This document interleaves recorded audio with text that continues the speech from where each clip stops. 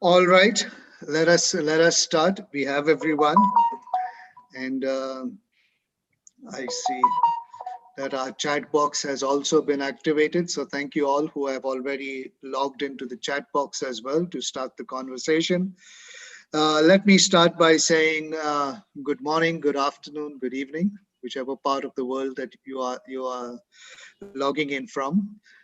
Special thank you to all our resource persons who are definitely now from different parts of the world logged in.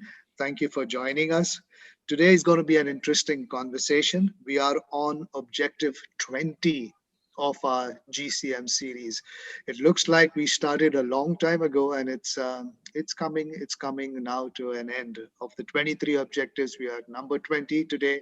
We've got 3 more Tuesdays to go before would have completed this very important, we have realized, series of socializing the global compact, uh, bringing more and more people to become aware of what is in this comprehensive agreement uh, drawn up at the UN, and how can it be implemented, and how different stakeholders in an all of society approach can be part of the process of implementation. So I'd like to thank everyone for joining in on this. For the students who have been following the course from the very beginning, you must be relieved that it's coming to an end. For those who have been listening in, for the webinars, contributing in different ways, thank you so much. It's been an incredible process. We've had a lot of good interventions, and today we can expect more of the same. So I will start in this order. I will say also from the start, unfortunately, Nathania from Teen Tayo, who will be the second presenter, has only an hour with us. So if any of you have questions to Tanya, you will have to. I will open it up for any questions or clarifications with Tanya immediately after. Tanya is coming logging in from the UK. But let me start with saying remittances. And I will ask each of the panelists even to consider this. Is it all about money? Is it all about economics? You know, and I know we talk about migrant workers and the social remittances that they provide, kind of thing. And even when you talk about social remittances, again, very often the flow is always seen from the country of destination to the country of origin. So remittances, if it's money, it's flowing from country of destination to country of origin. If it's social remittances, that is also seen from country of destination to country of origin. Does remittance flow the other way? Does remittance flow the other way from country of origin to country of destination? And I'm asking you this because in this time of the COVID, there have been reverse flows. We have seen migrant workers who have been stranded, who are in the country of destination, whose families in country of origin are now sending money back to where they are just for them to survive, because they have lost jobs and things like that. They are looking for alternative employment, they're looking for new employers and things like that, rather than coming back home. And they have been supported by their families and kin from the country of origin. But even when you talk of social remittances, does does the country of destination, does the host country learn anything from those who are in a big way forming and helping in the development of the country of destination as well? For example, I was just thinking from a pure social, human social point of view, as an example.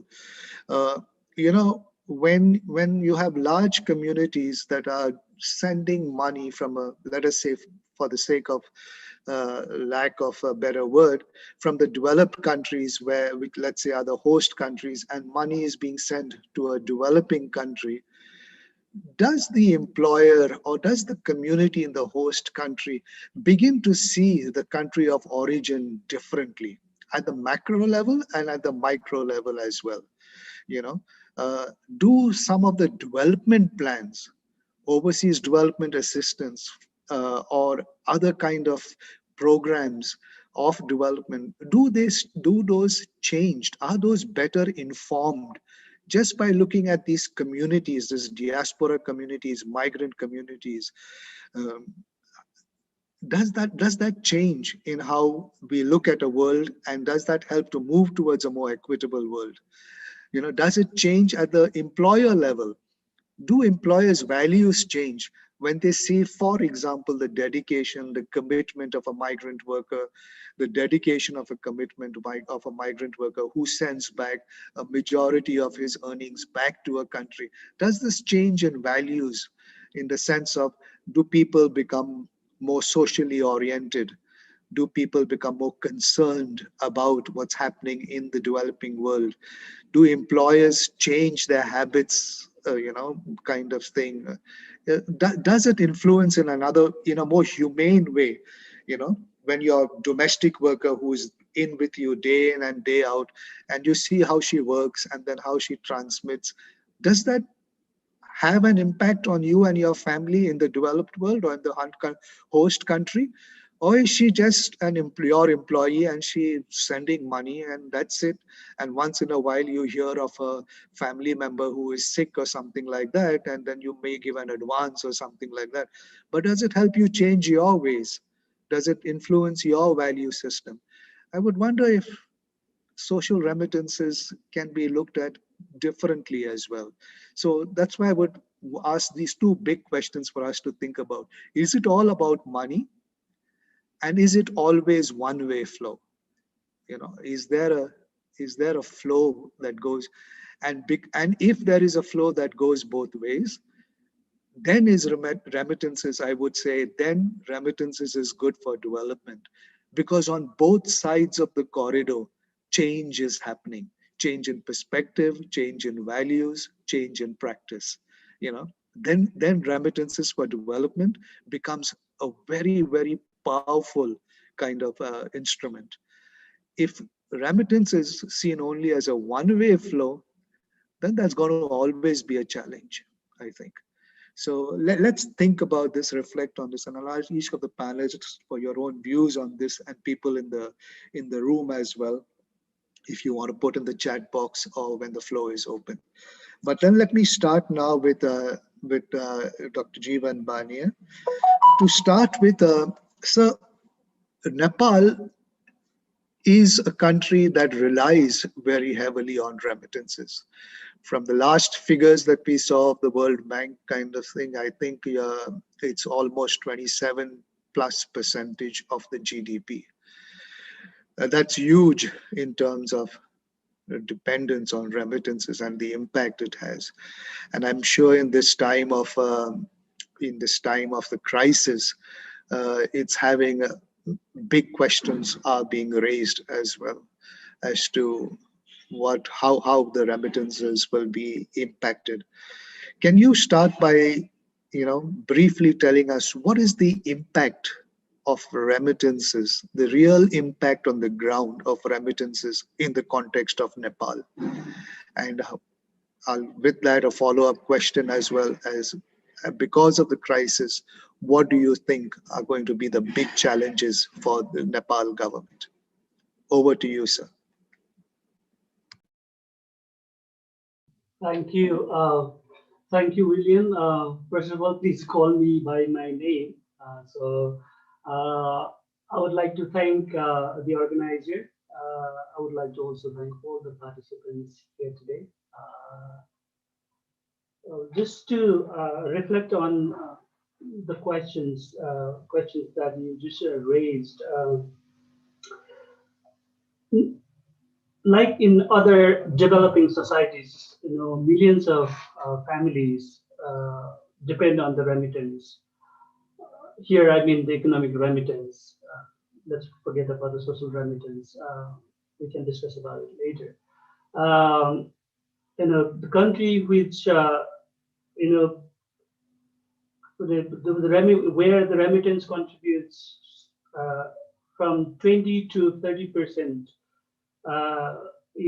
Over the period of a decade or so. Obviously, the macroeconomics and microeconomics of the country and the households of these migrant workers is adversely impacted. That's quite visible already there. And like the global scenario, around 80% of the family members, so migrant families depend on remittance for their livelihood. So you can already imagine what's happening. We've already have about 150,000 migrant workers who returned from various destination countries, and they've lost their jobs and incomes, and then the flow of going abroad has, in a way, has been restricted. Only I think there are about 50,000 migrant workers migrating to various destination countries. Despite the fact that our political leadership and other social leaders have been advocating for their integration and providing them with decent job opportunities and opportunities for their livelihood and enterprises. There are already indications that large section of the unemployed migrant workers, as well as the returnees, are seeking to migrate to various countries for their employment. It has two implications, I would say. One, they are not attracted to the kind of opportunities that are available around them. Second, it is also, I think it relates to the other objectives of the GCM that we've been discussing about on ethical recruitment, fair recruitment, and things like that. People have been pushed to pay higher amount of recruitment costs and related costs. That's one thing there. It's already going to have kind of adverse impact on them. And migration is, this is the indication that migration is not going to be beneficial for them. And some of them are also taking different irregular routes while there are restrictions to migrate to some of the countries. So they are at the risk of smuggling, some of them are at the risk of trafficking, and some of them are also at the risk of being undocumented already. So you can already see that kind of vulnerabilities underway. But talking of the direct impact on the families, I think it will have a lot of repercussions in the family. Some of these families are already seeking to migrate internally within Nepal, seeking for the better opportunities.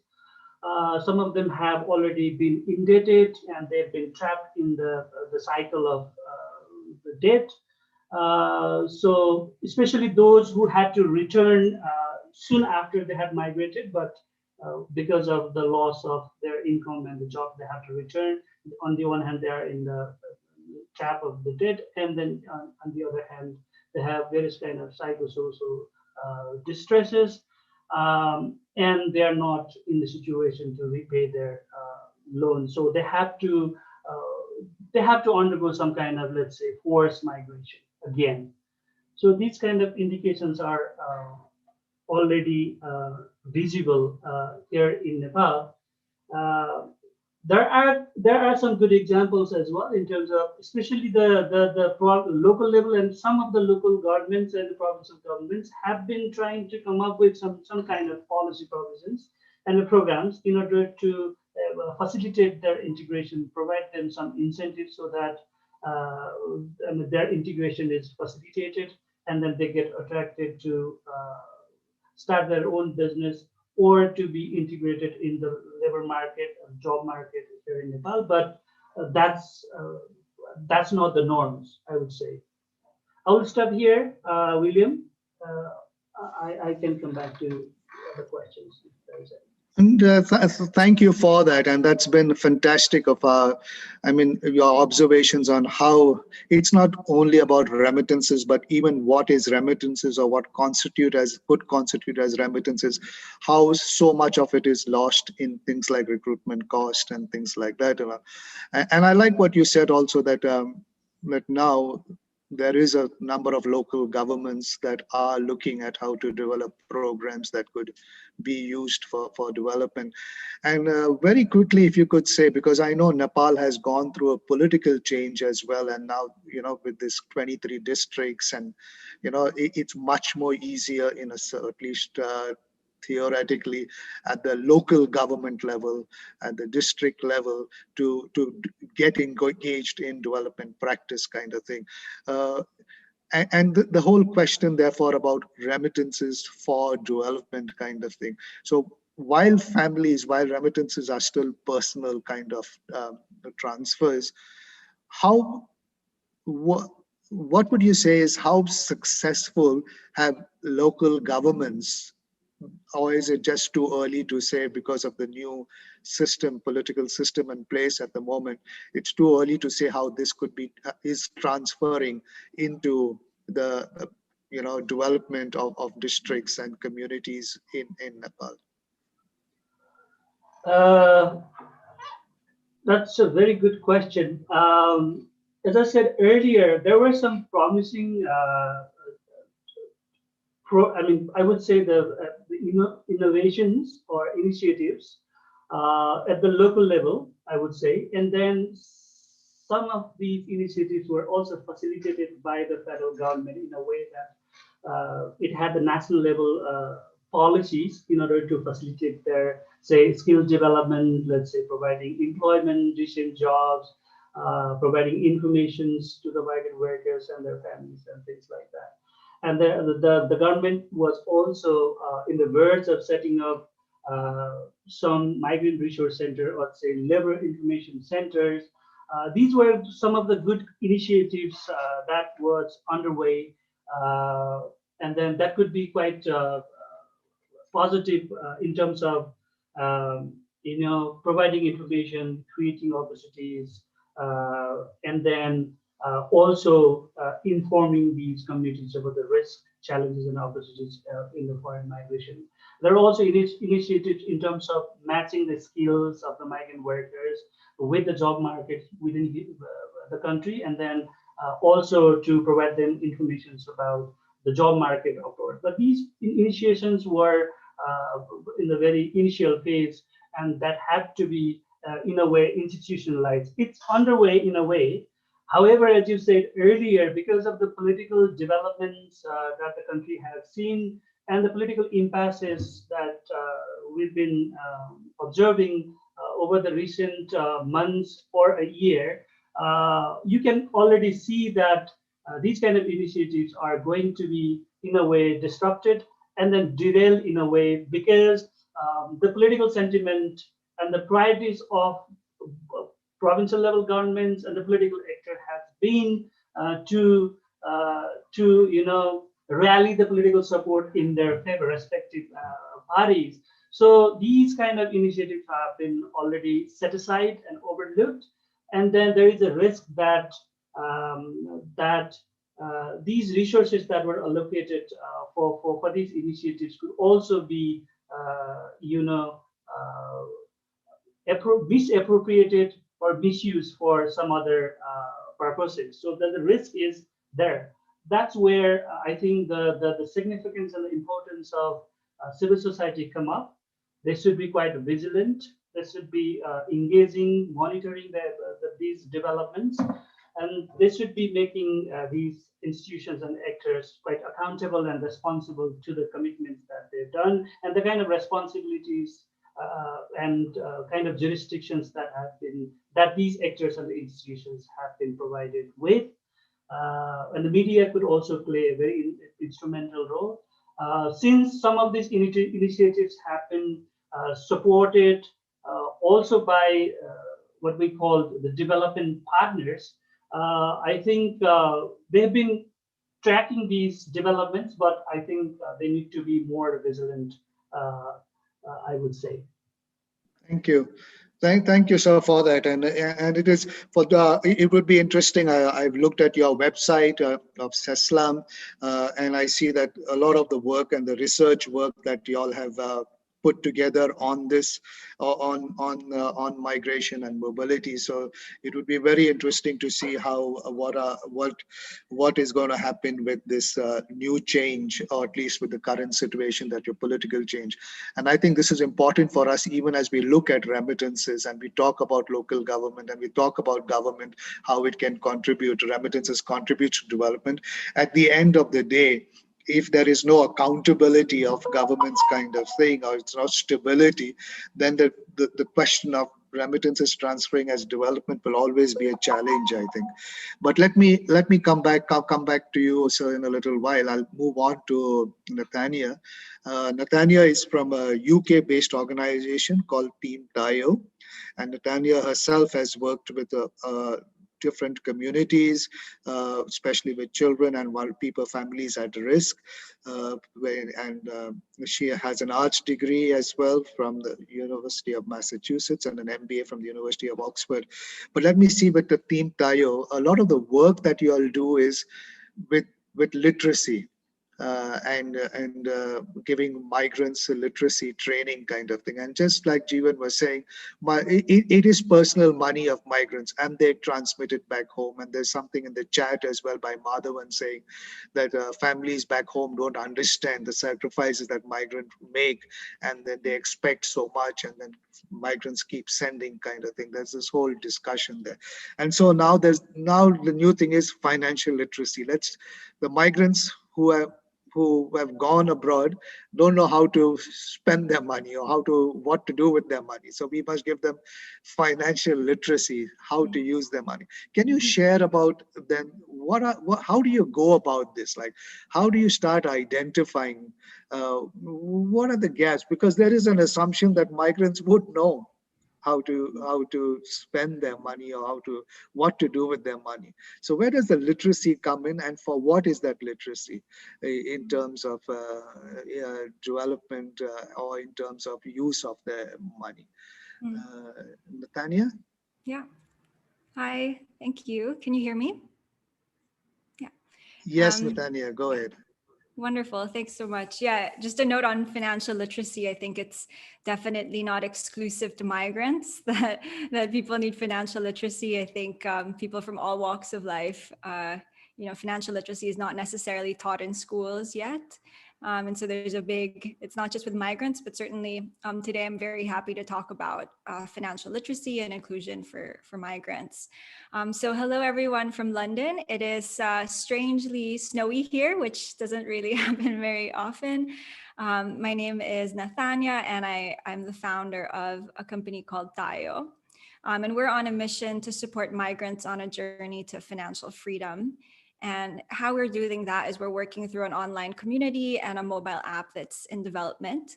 And we aim to provide simple, fun, and rewarding tools that are made for migrant workers. We begin our mission with migrant domestic workers. So a lot of the situations that I'll speak about are really focused on the domestic worker experience, which I'm most familiar with in the realm of migrants. And so we work with migrant domestic workers in the UK, which represent just a small portion of the world's 11.5 million migrant domestic workers. And our vision is to support migrants to break cycles of debt, poverty, and financial vulnerability. We're very early stage with our startup, but we're focused so much on learning and growing with migrants. So we rely on a lot of interaction with our migrant clients on a weekly basis. We're a very small team, but we're based around the world. I am from the Philippines, and our name Tayo comes from Filipino language called Tagalog. And Tayo means we or us, and stand. And so that captures our aim to stand and grow together with migrant workers.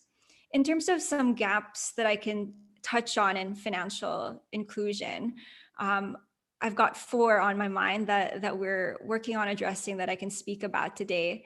And the first is accessibility, second, relatability, third, sustainability, and 4, scalability. So this relates to what gaps are existing right now in the current services that we've seen for financial inclusion or financial literacy specific to migrant workers.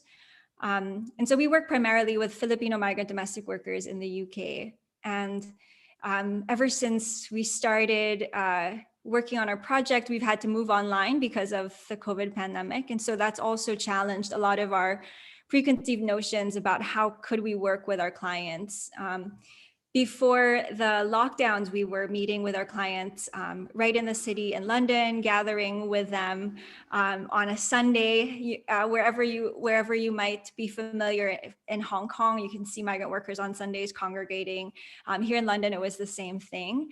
And so moving into this online world, it challenged the way that we were going to work with our clients. So going to those 4 gaps, I think the accessibility factor of meeting migrants where they are, seeking them out and finding a way to reach them and understand where do they congregate. And so because of lockdown specifically here in London, we've started to go online, and online right now means going to places like Facebook, where most migrants communicate with their families through Facebook. And though it's not an ideal space to be building your venture solely on Facebook, it is the space where they are. And so I think a lot of financial inclusion, financial literacy services have to seek out those spaces and find a way to make your channels reach your clients where they are.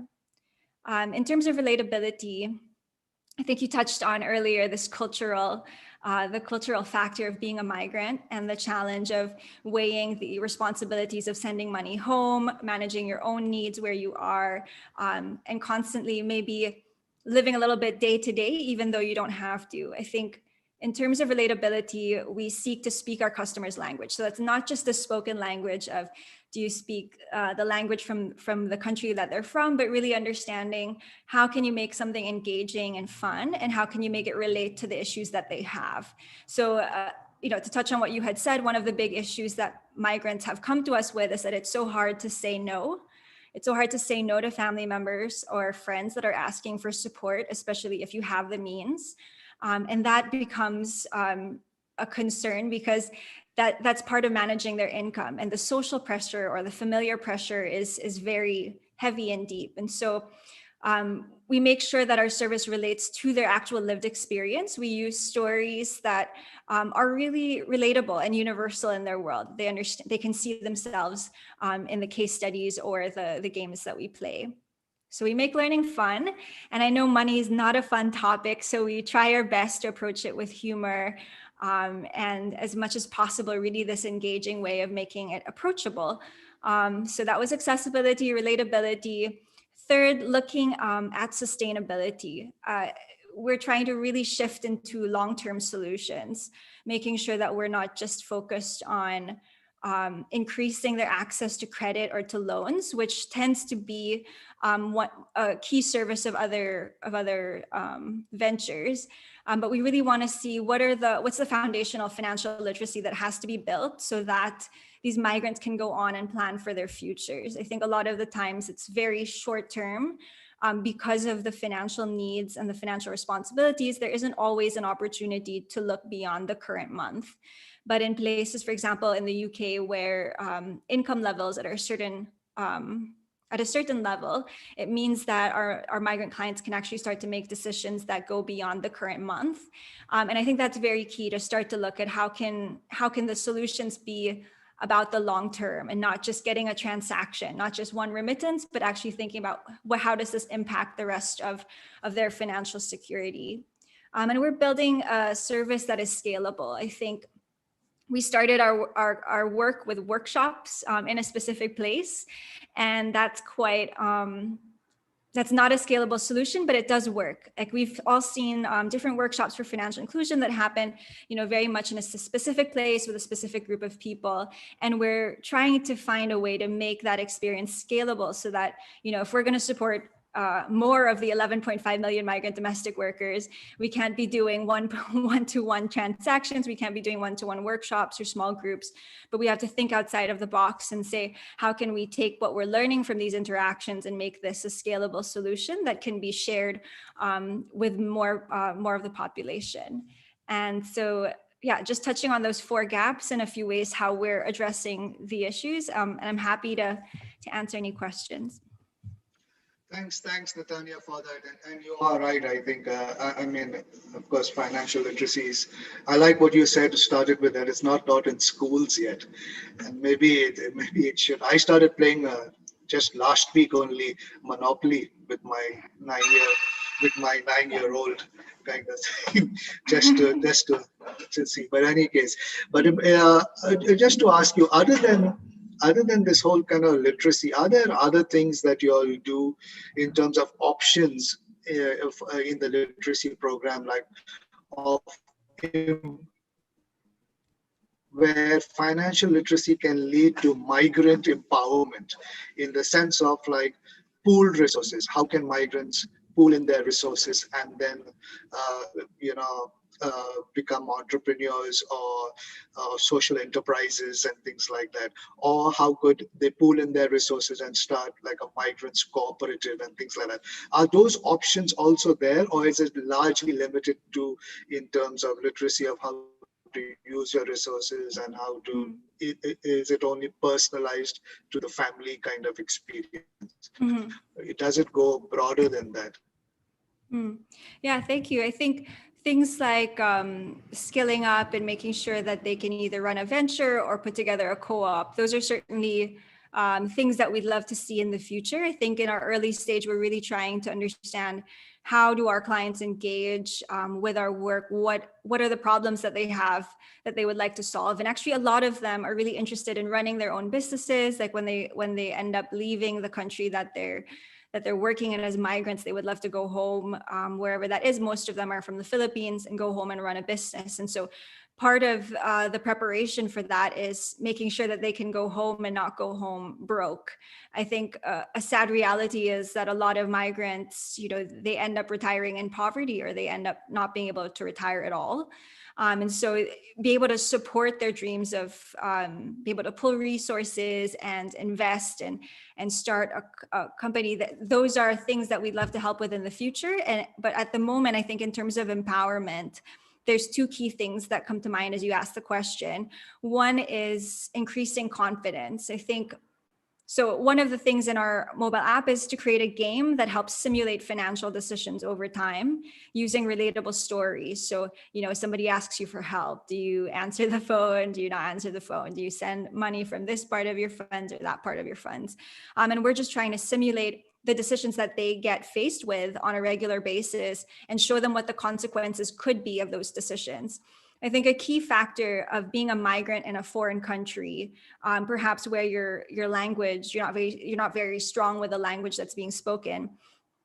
I think a lack of confidence really is a barrier to you being able to feel financially included in a system. In a place like the UK, where there's a lot of digital banking, they try to make a lot of accessible services. Migrants can still feel excluded from those services.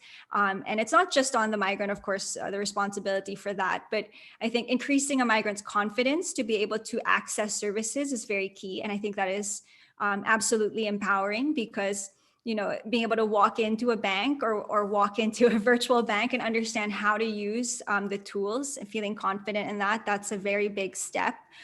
So I think increasing confidence is really important in the way that we design our interventions. The second piece is giving them access to information and knowledge. And so, they might not realize that certain options exist, for things like budgeting their income, or even alternative remittance options that are maybe more efficient or more economically viable.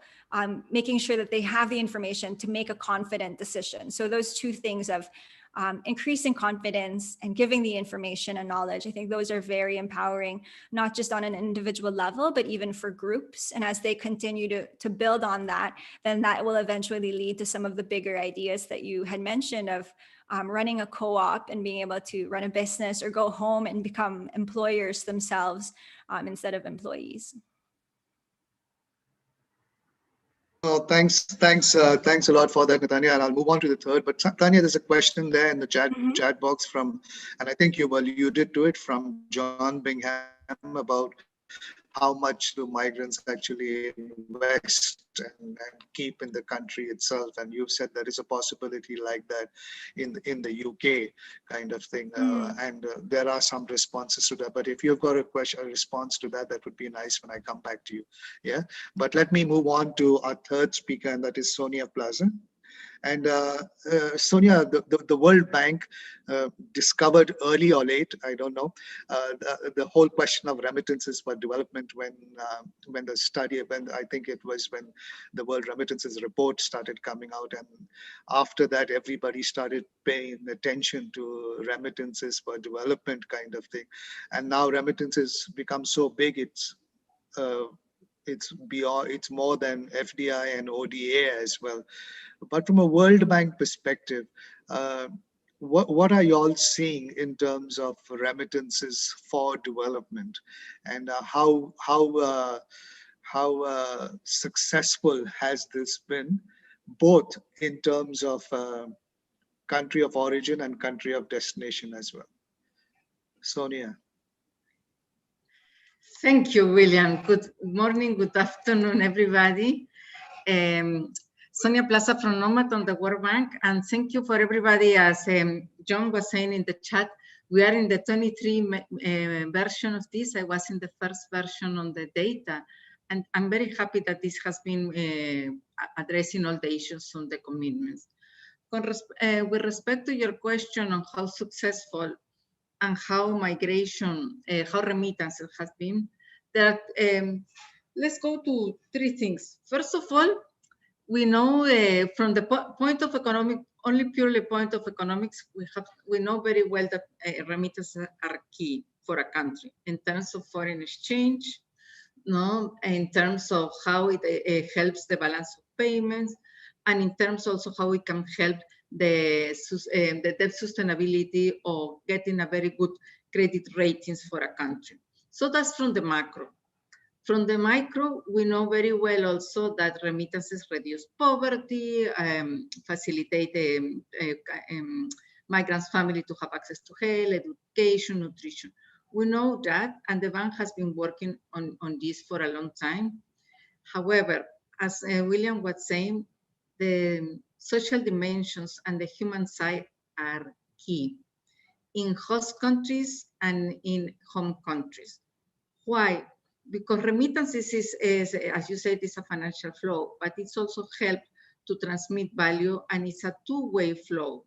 As William was asking, is it a two-way flow? Yes, we have seen reverse remittances in times of crisis. When we have the 2008, for example, we saw reverse remittances. Families back home, they were sending back support to the migrants.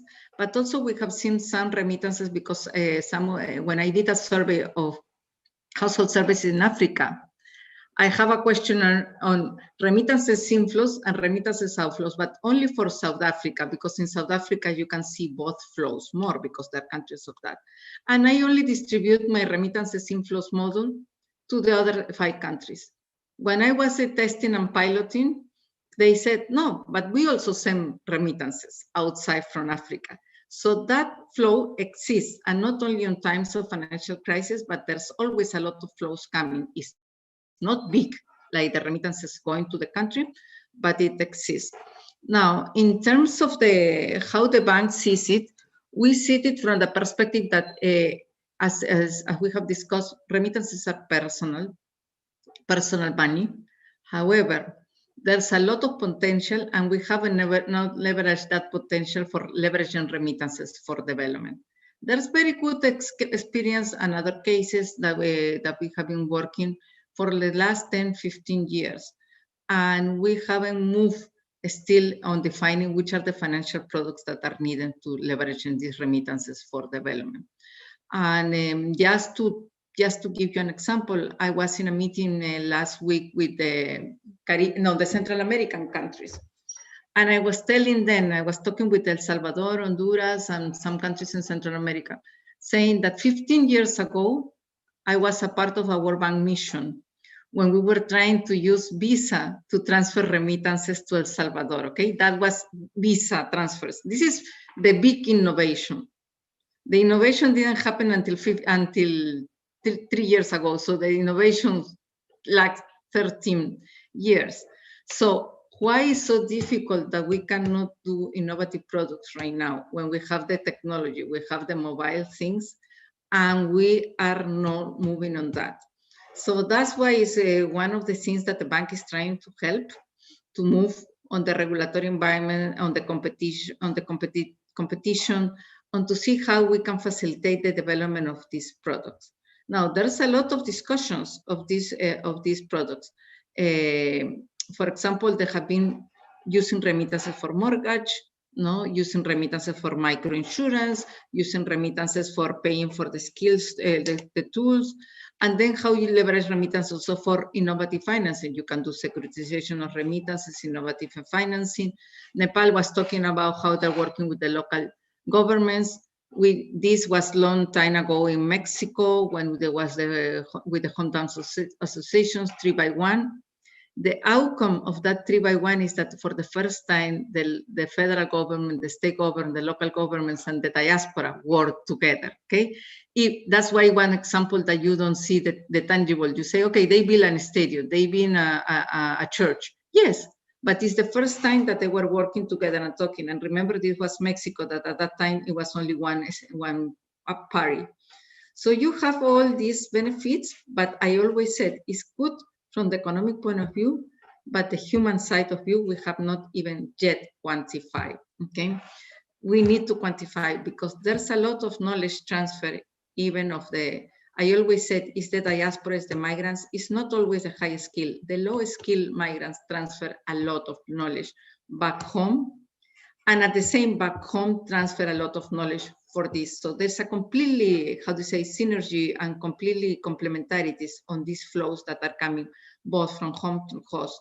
Now, the question on William saying, is there an impact in the host communities in terms of designing development programs, in terms of designing how are the interventions, in terms of the employer?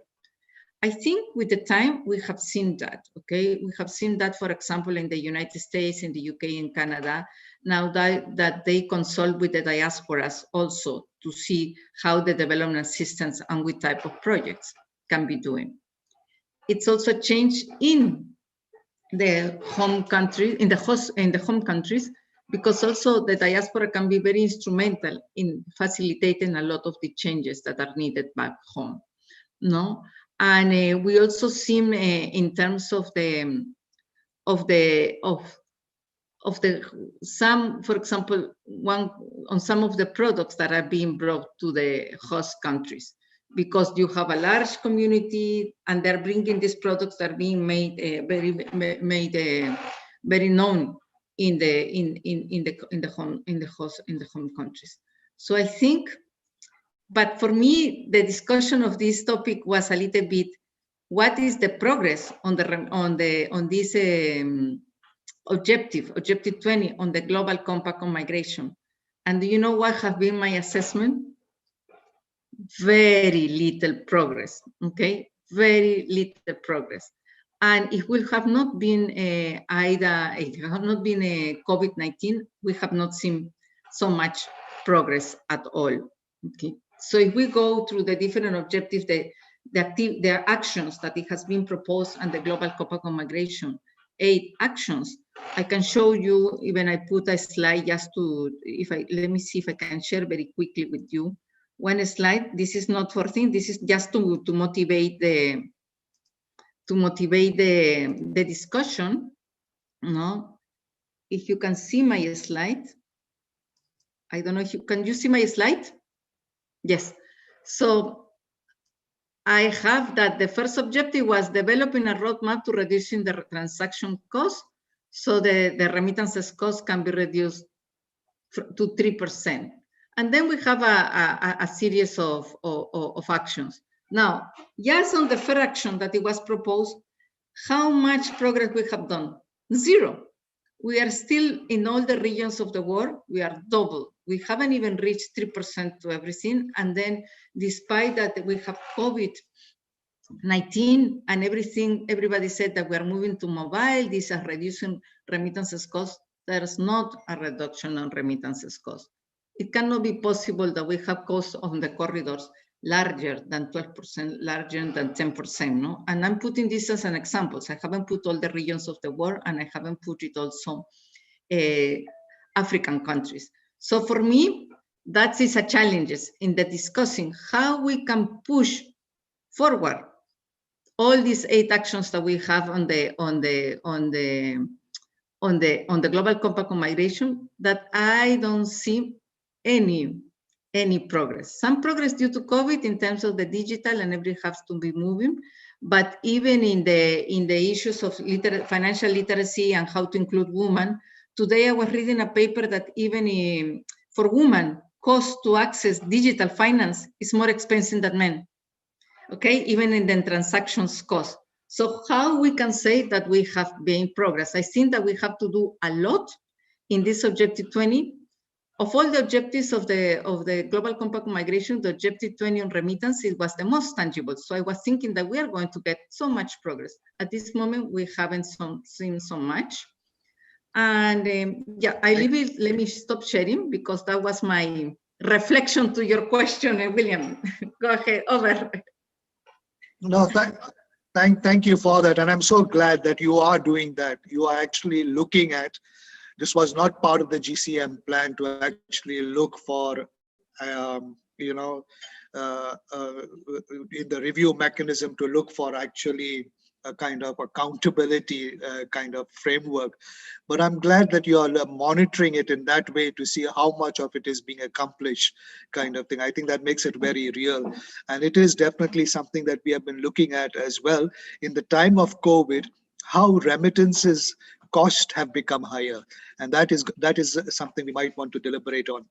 But Sonia, I will come back to you. I want to know, Nathania, do you have a response to John? Because I know you will want to leave in a little while. Nathania? Hi, yeah. You mean about the spending and the saving in host countries? Is this the question?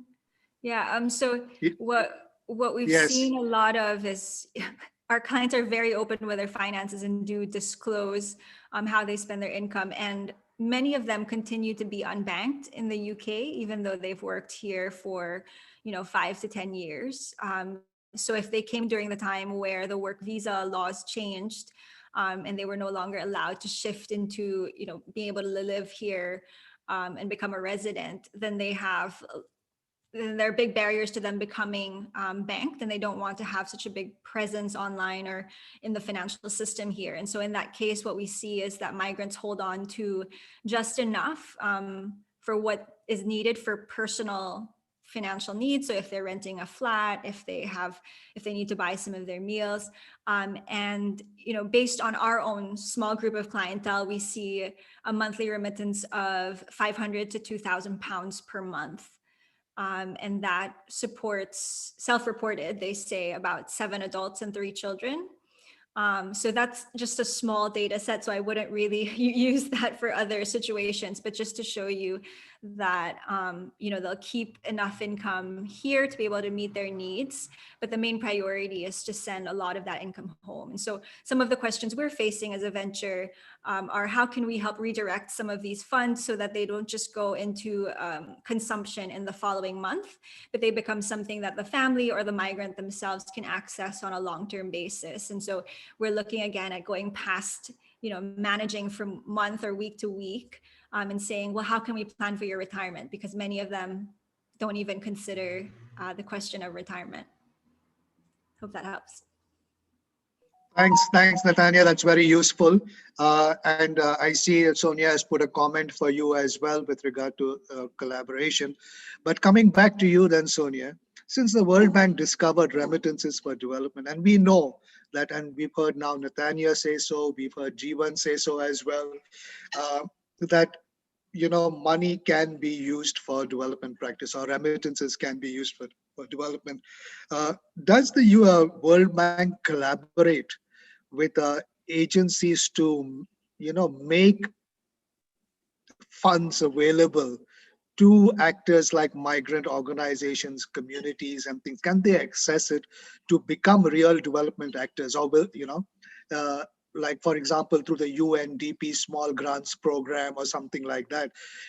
Are resources available for migrant communities who have got the financial literacy that Nathania is talking about, who have the opportunity for contributing to development in a way at the local level, the way that Jeevan is talking about.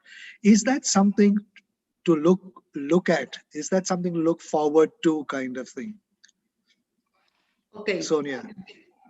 Yes, thank you. Let me tell you, before we used to have a program, we did a very similar, we did the first diaspora innovation development marketplace, okay, which later was done by USAID. We did this innovation development marketplace just to put these projects and the diaspora in the host countries can work with the home countries. So we have that mechanism. We have worked through different mechanisms also to try to provide some funds. However, remember that the World Bank, as a World Bank, we only lend to governments, okay? So to national governments. So whatever loan and program that we do is to national governments.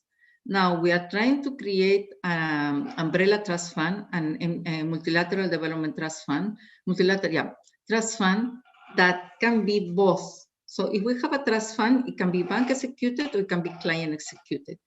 If it's client or beneficiary executed, if it's beneficiary executed, a research institution, a diaspora organization, NGO can access to that funds. However, that has not been yet created on migration. So that's where we are.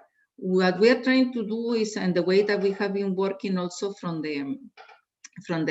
our sister institution, which is the International Finance Corporation, is also to work with the diaspora for investment, so they can put in the co-funding. So yes, when it goes a loan from the World Bank, the loan goes directly to the government. So on that one, we cannot. If we have a trust fund and it's beneficiary executed, we can work. And we have been working in a lot of discussions that the diaspora can contribute and co-finance and co-invest. And then in terms of providing resources, it has to be through the beneficiary, through the governments. But it doesn't mean that we don't work and we don't design the programs, because, for example, a lot of the programs are that we need. We need, for example, let me give you the example of Somalia. You said how they can get access to. So we have a line of credit to the banks and the institutions there. But the diaspora can access to that if they fulfill everything, or the organization can access that. Now, one thing that I wanted to underline in the financial literacy is not only the financial literacy when they are in the host countries. It's important also to prepare them that when they return, or in case that they return, they are start building the relations in the financial sector in their own countries. Because sometimes the diaspora return voluntarily, and when they wanted to get a loan and when they want to open an account and create a business in their own home country, they don't have the credit history. So the banks cannot offer that. So this is one of the things that it's important to take into consideration, especially in this time that we're seeing so much return from the migrants. The second case that we have to see in financial literacy is also that certain home countries also incentivize the diaspora to save, and they open accounts in their home countries so they can save on that. So Kenya is a big case that they have that savings. In other countries, like in my case in Peru, I cannot have even a bank account to save in my own country. So we have to work on that one. I don't know if that's responsible, but I'm trying to give an overall picture on all some of the issues that was discussed. Over. No, thanks for that. And I'll ask you to consider that. I think that is important now that diaspora has been recognized as a development actor.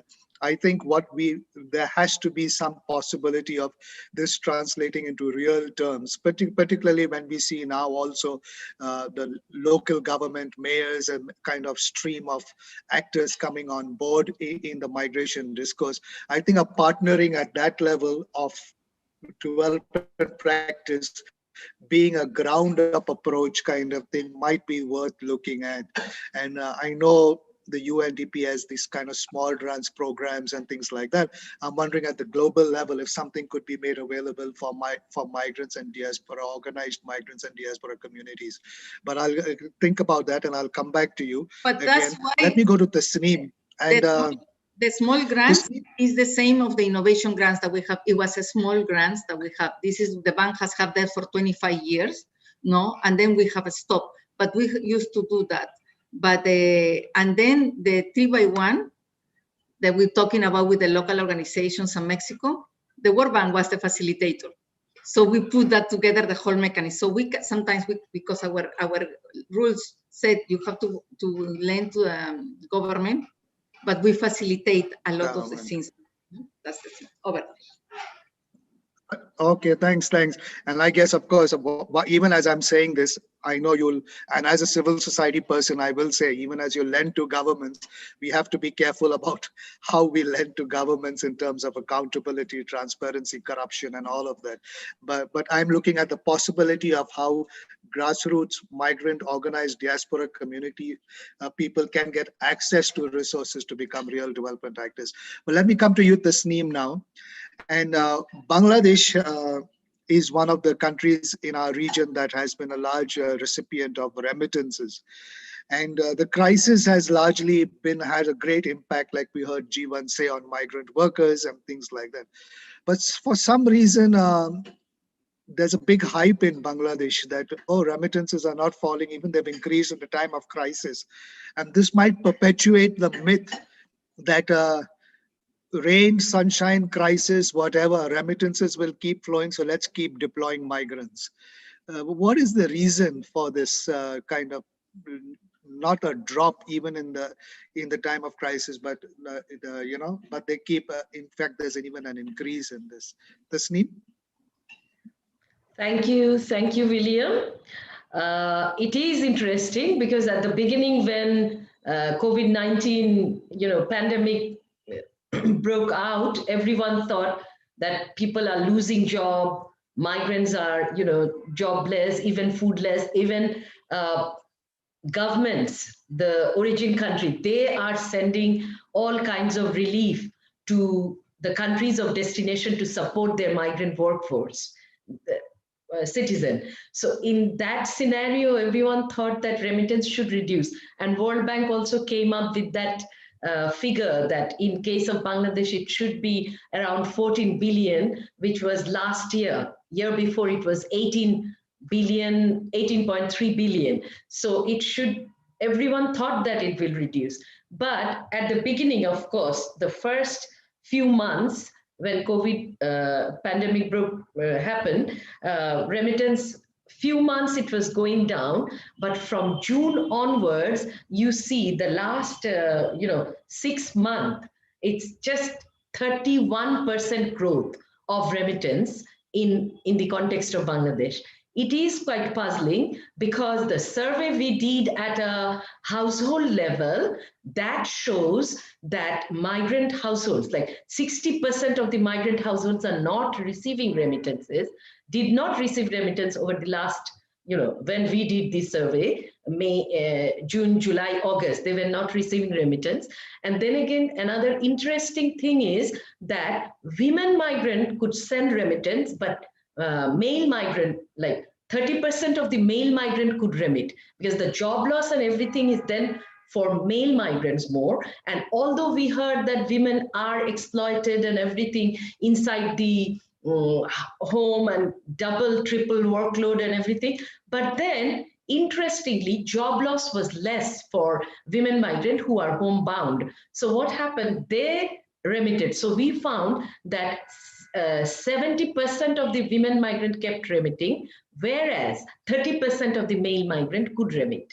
So this scenario, when you see 31% rise in remittance, flow to Bangladesh, it doesn't really make sense. So what, we felt that we should look into the matter. And when we looked into the matter and tried to, unfold certain things, we saw that there are certain elements which COVID-19 exposed. I think economists now should study these things. First of all, when you were saying that remittance going, flow towards the countries of destination. If you think the visa purchase, and this year, only 217,000 worker went. Usually 700,000 worker migrates from Bangladesh annually. So if then sorry, each visa you purchase, these are all, visa purchase, there is no migration through social network or anything. Even family who are sending visas, selling it with a price. So it is very much paid kind of thing, the visa that coming to Bangladesh. So recently, national survey showed that 5,000 US dollar per visa on an average Bangladeshis are paying to go to Middle East and Southeast Asian countries. So that 5,000, we just did a calculation saying that, okay, our recruiting agencies and the middlemen, they will take some money. Even if we count $3,000 per visa purchase, and then it comes to $1.47 billion, which this time Bangladesh did not have to, recruiting agencies did not have to pay to the for purchasing the visa. So straight away, this money, usually it used to go through hundi or informal channel. So this time, this money is available to come to the formal channel. Second, you think of the business, like, in Bangladeshi context or in Nepal and Sri Lanka, you have seen that, there are business, there is, because of tax policies, there are under invoicing and over invoicing by the business community. And with that under invoicing, over invoicing, maybe they are paying 25% as a actual showing the cost, and then 75% they used to take it from the hundi market. So now that capital invest, import and everything really fell down last year. And what do you see? That hundi money was not required. So they all came to formal channel. That's why, like all along we are saying, our remittance industry, for Bangladesh, it's not $20 billion industry. It is actually a $40 billion industry. And that industry, half of it usually comes through informal channel. This time, demand wasn't there for informal channel to, for the hundi money. Therefore, money came through formal channel. There are other things like 2% incentives provided by the government for the last 2 years. So that means in $100, you get another $2 as, that is why it will bring in remittances to formal channel. And again, if you think of those who are coming back, some of them did bring back money. Majority did not bring back money, but some did bring back money. So all these actually, in an abnormal situation, you see an abnormal rise. It is not like that in a crisis situation. Earlier in financial crisis and other time, that migrants send more remittance to help the families. Here, it is not like that. It's a completely underground market that we hardly can see. This time it became visible with this whole remittance, increase. So I think there are many things operational which actually resulted in higher flow. But then again, it is in an abnormal situation, abnormal thing. It is not that remittance is cyclic. That is why it has grown. It has grown for other reasons. So I'll stop here. No, thanks for that. And I'm sure Sonia is listening very intently on this as well, because what you are saying is that means the whole regulation of the industry and of remittances going through formal channels and things like that, it would be interesting to see. And you're saying the crisis has shown that there is still a large percentage that does not flow through the formal channels in normal times. So it is interesting how this the informal channels have continued to, or what you call the underground kind of flows, have continued to flow and have surfaced in the time of crisis. Let me ask you a more pertinent question then, in terms of remittances and development, the same question I'm asking some of the others kind of thing.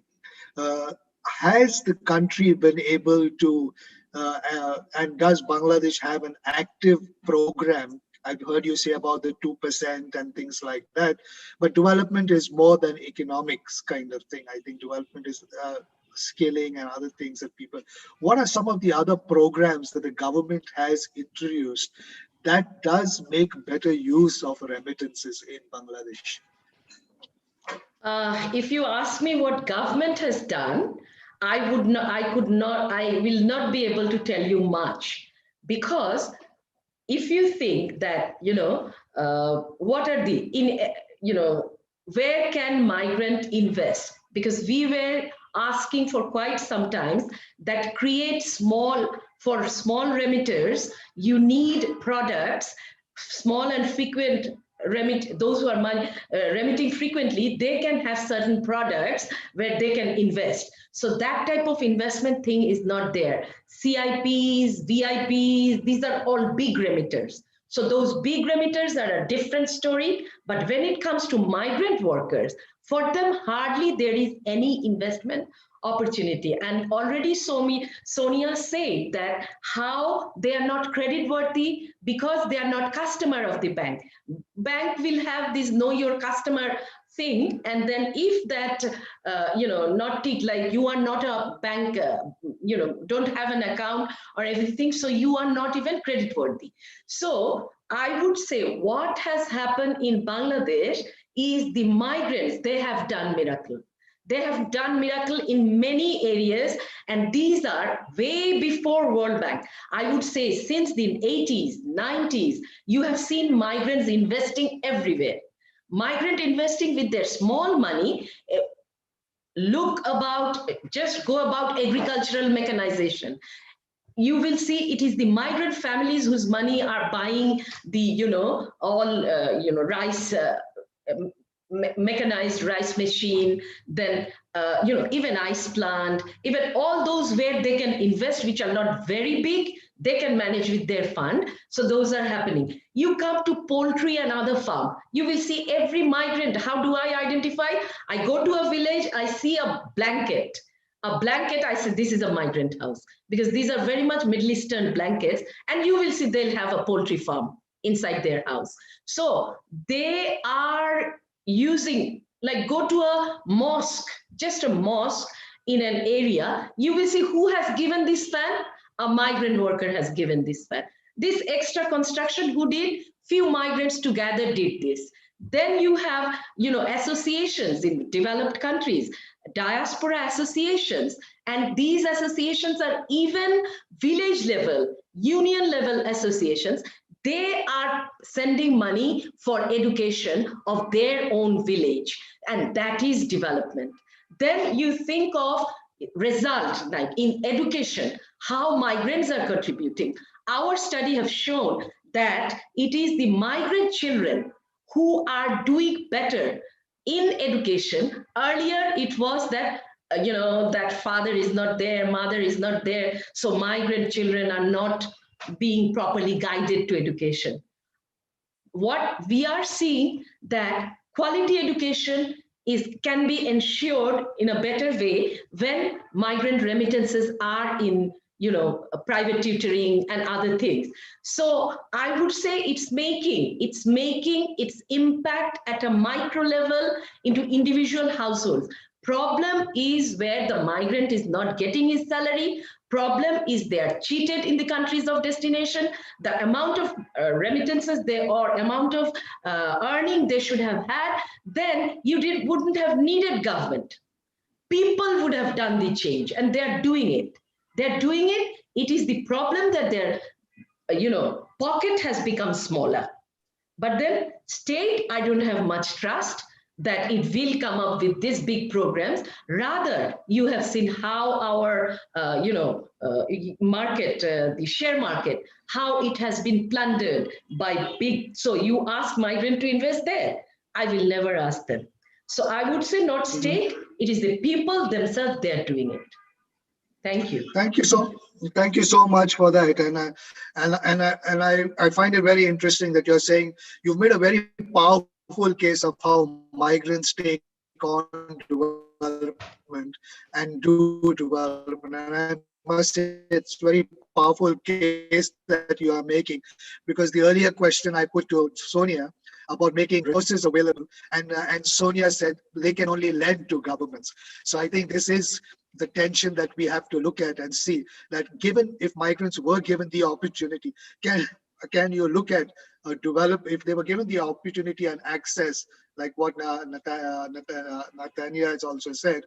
Imagine the power that will be unleashed in terms of development. I think we still haven't, and I like what you said also of how migrants are even transforming economies, the whole industrialization, or at least the mechanization of the agricultural sector, and how migrants are involved in that. I think it's a very powerful testimony to migrants being involved as development actors.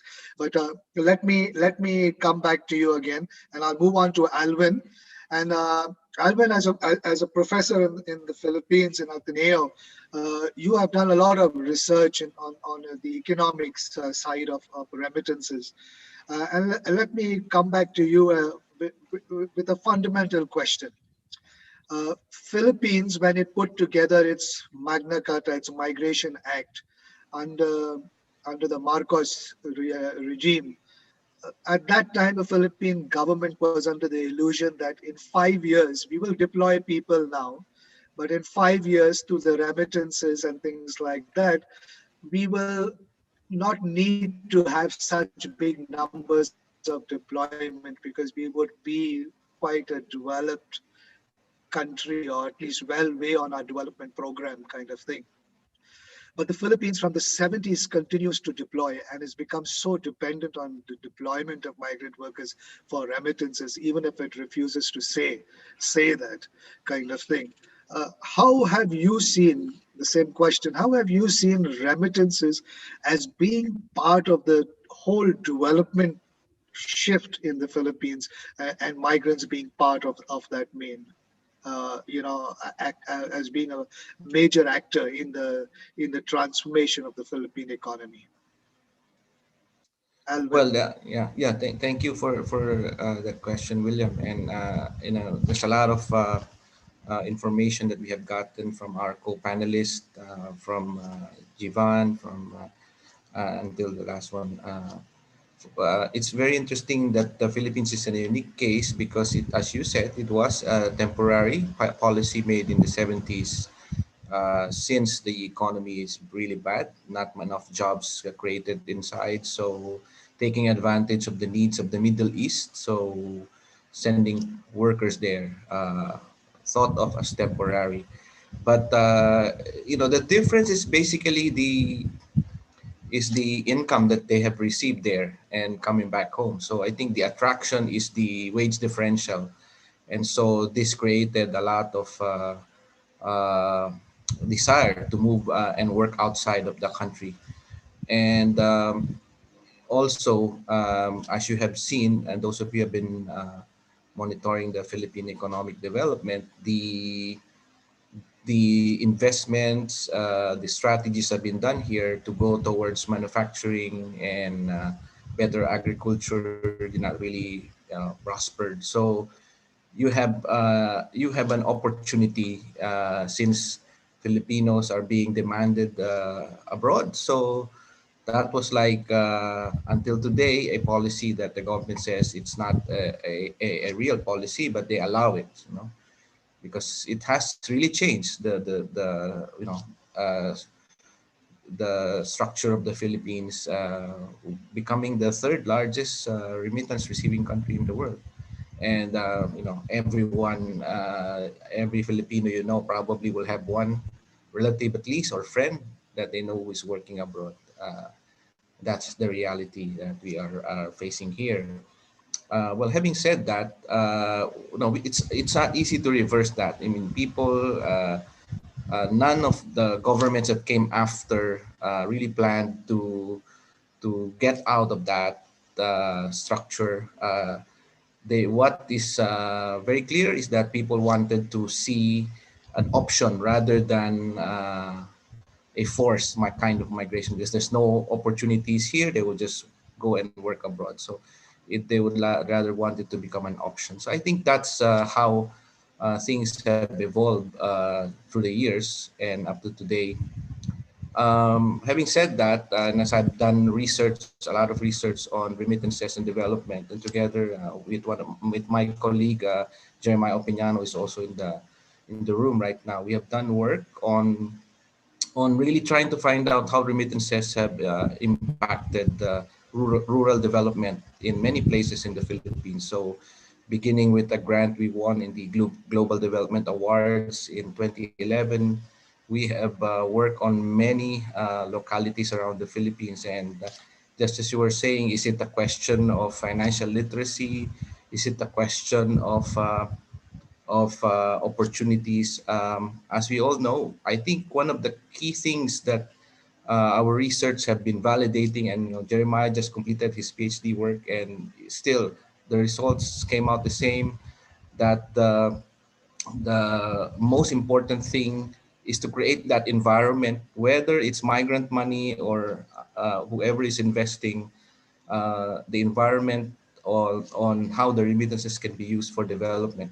So yes, there might be small farms, there might be small mom and pop grocers, but the sustainability of that will depend largely on the competitiveness of local communities. So the role of governments cannot be overemphasized here.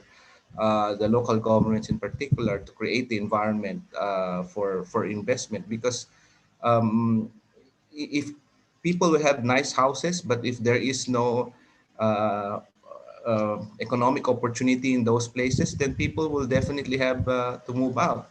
And that's what we have seen here. Many people have houses in the rural hometowns, but actually they're living in the cities because there's not much economic activity in the rural areas. So that's, it's really, you have to partner with many important actors, not just the families themselves, but the local governments as well.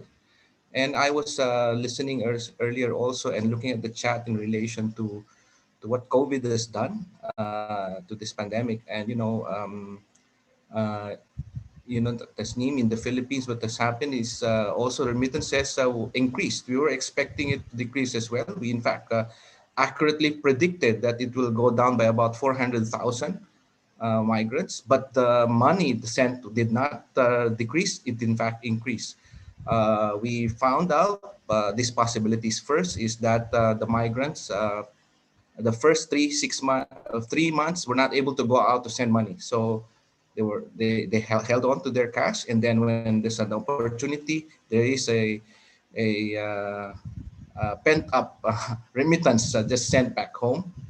And then it's also possible that those have been sent back home for good, brought their savings. So it created this bulk of remittances coming back.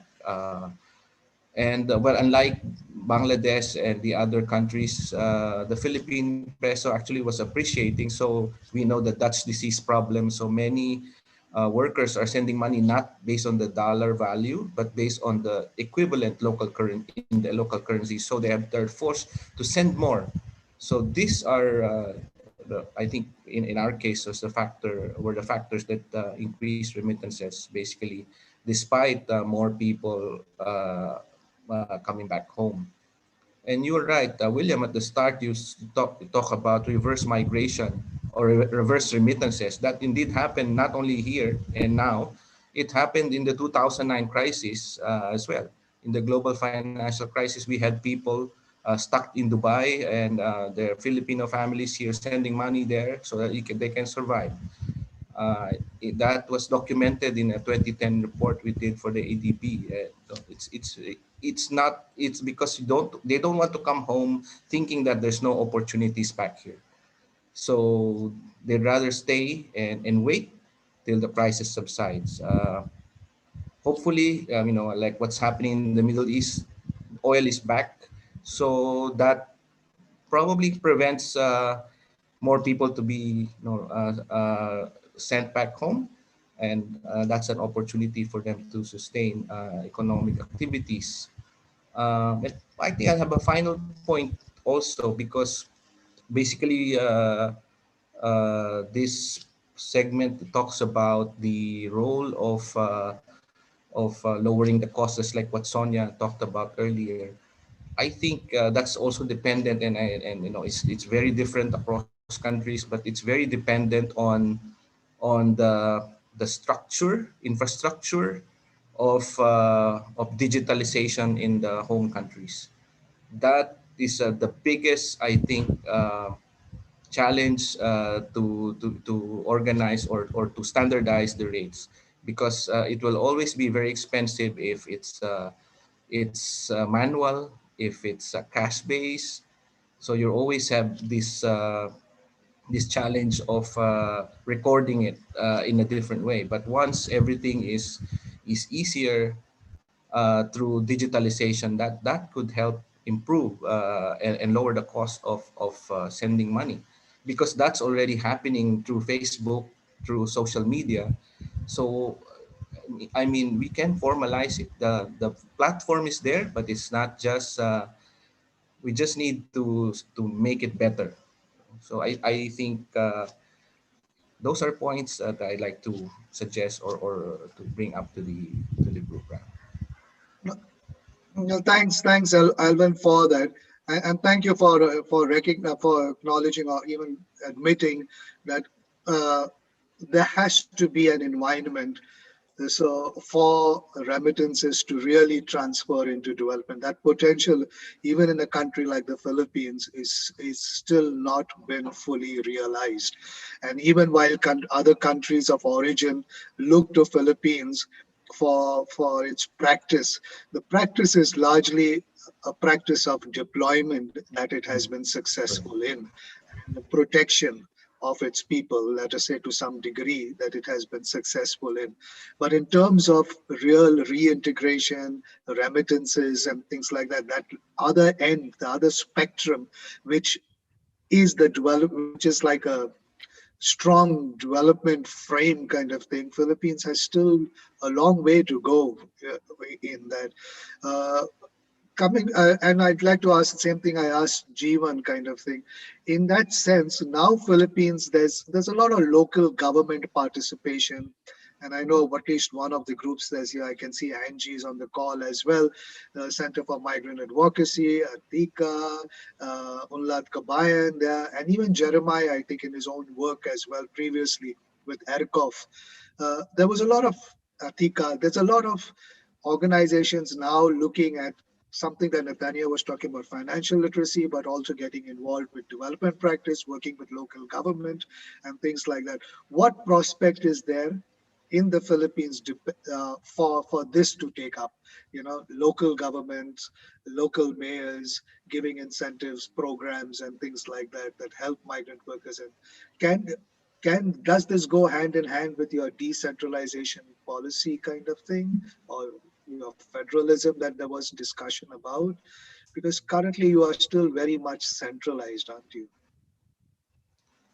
Yeah, yes. I think, William, the challenge is that you also cannot give it like fully to the local governments and implement it on their own, because otherwise you will have discrepancies and you will have differences of opinions and approaches. And so I think from this perspective, it is much better for to kind of create an opportunity for like a template, uh, how to do it, how to create financial literacy, for instance. This is a very challenging thing, financial literacy. And many of the migrant workers who are abroad, who are coming back home, they all want to come back home and stop working and start their own businesses. But that's not very easy, because um, and we have seen it in the research that we have done, Jeremiah and I have done. You cannot just stop working, and since you have saved enough, assume that with enough money you will have enough not risk taking, which is so different. The risk taking of the migrants to go abroad is much different from the risk taking that businesses and entrepreneurship requires, because in the first few 6 to 1 year you might not have enough income, and so you end up going back working abroad. I think that's a frustration of many entrepreneurs. We at the Ateneo have created a program called the Ateneo lifelong learning activities, wherein we go to many places where there are migrants, and we issue a certificate for them. But they have to attend a program. This is headed by Ed and Tina, Ed Valenzuela, if you know him, through our School of Government. And we have been doing these programs all over the world now, where there are lots of Filipinos in cooperation with the Philippine embassies there. And we have graduated quite a lot of number of Filipinos, professionals, and lower skilled people. And there are many stories that what they have learned prepared them. They have saved enough. We ask them to prepare a program while they're still abroad. If they want to become an entrepreneur, prepare and save enough.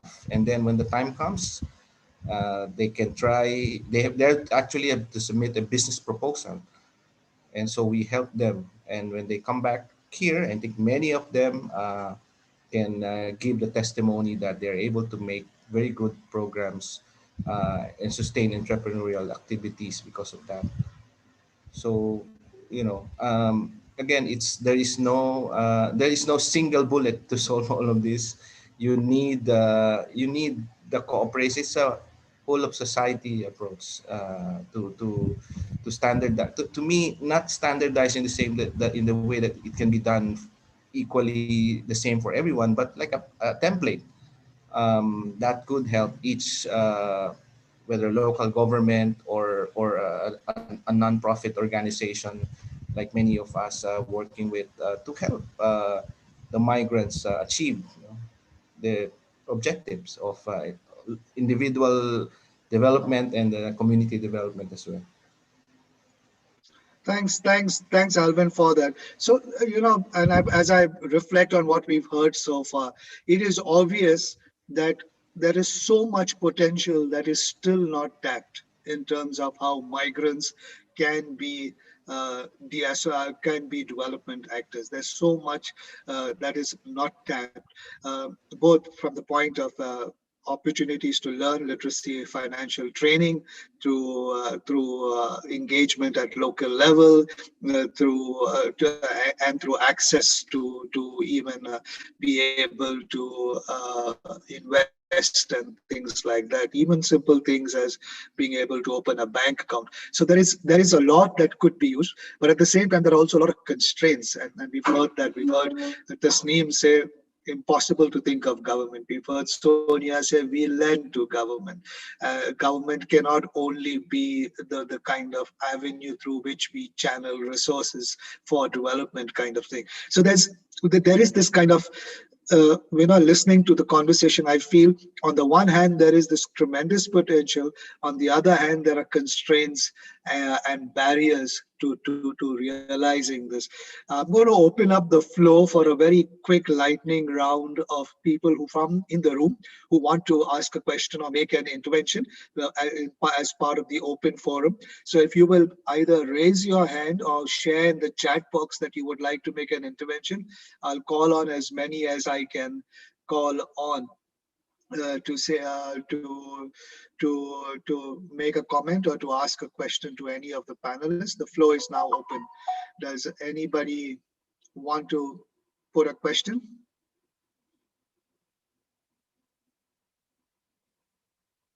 Pedro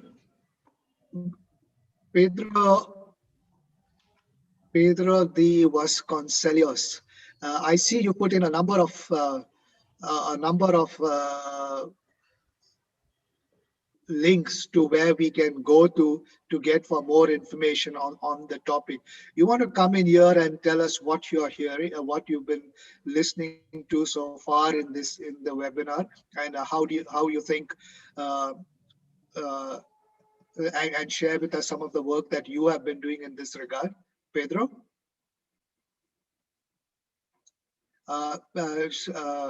Sada, Pedro needs to be allowed to come in. Yes. 1 minute. Yes. Go ahead, Pedro. You can go ahead.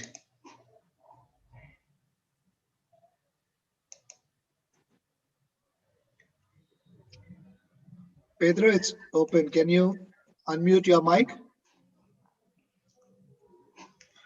Hello. Sada, I think.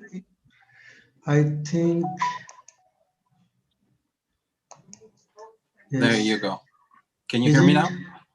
Yes, Pedro, go ahead. Oh, thank you very much. No, this is a fantastic event and information sharing, particularly in this time. So congratulations for this event. I listened carefully and I share some of the information since this topic has been touched, and at IFAD we're looking as well at this from a perspective in several continents in Asia.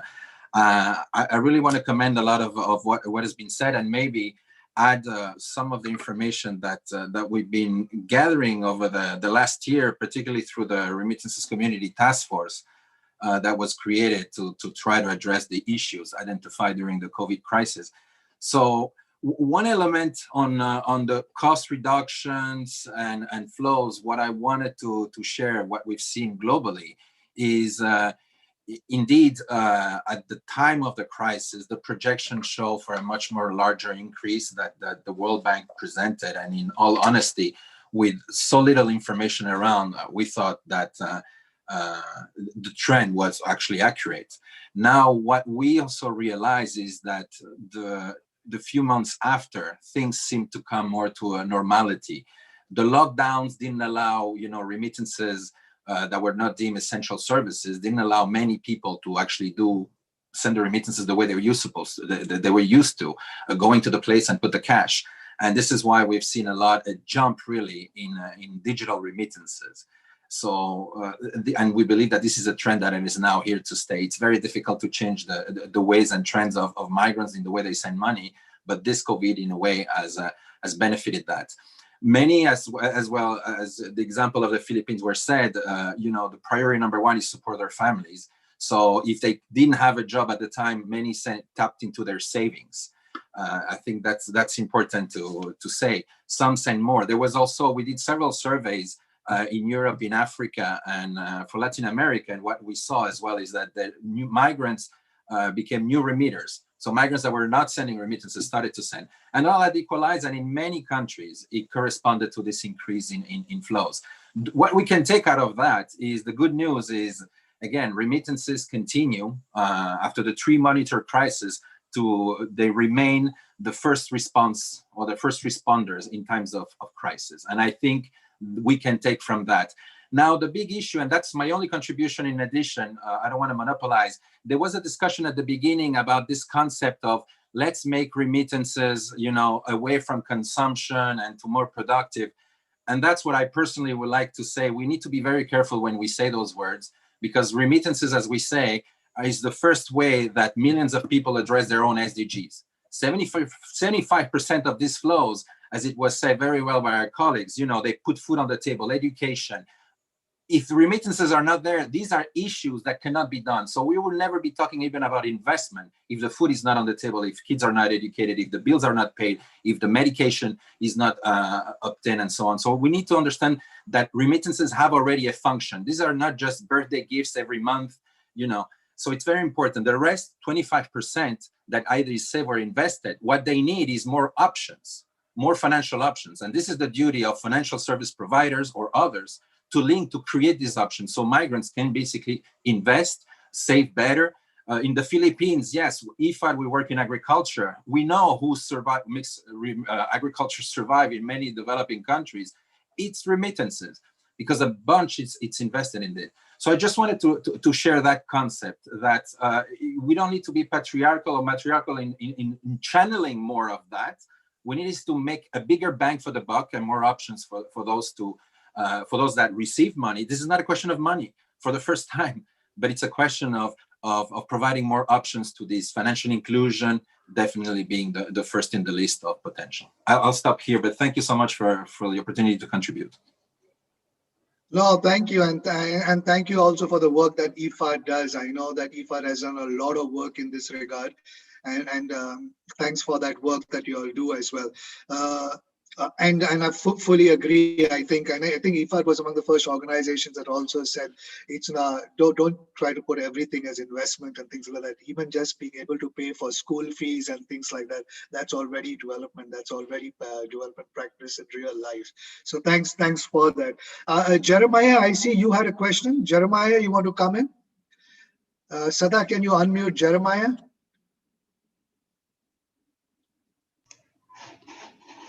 One minute.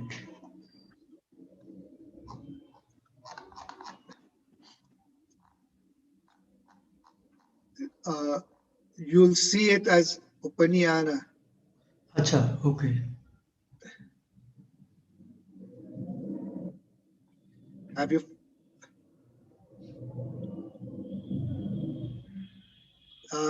From Jeremiah Opiniana. Yes. Sada, have you found? Yes, unmuted. Go ahead, Jeremiah. Hi. I don't know if you can Hi, hear me. we hear you. Thank you. Go ahead, we hear you. I'll just read my question from the chat box, probably for Sonia Plaza of the World Bank, a well-recognized author on the subject. Of course, it has been mentioned, I think, for Bangladesh and some other South Asian countries. They have realized surprising increases in remittances last year. And then I think other origin countries from the various continents may have realized this development too. So my question is, to what extent is this surprising uptick of remittances in these identified origin countries a welfare, health, and economic risk for migrants in this era? If they try to send more in 2021, will their situation become riskier? So that's basically my question. Thank you. All right, Jeremiah. Sonia, I'll ask you to just hold. Maybe when I call you, you can take on that question of Jeremiah as well. Let me see who else from the floor wants to make an opinion or wants to share a thought. I see Madhavan. You said something. Madhavan, do you want to come in here? Madhavan Kalat.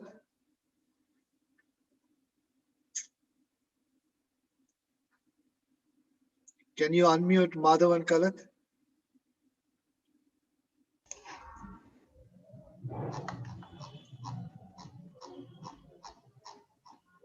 Have you found him?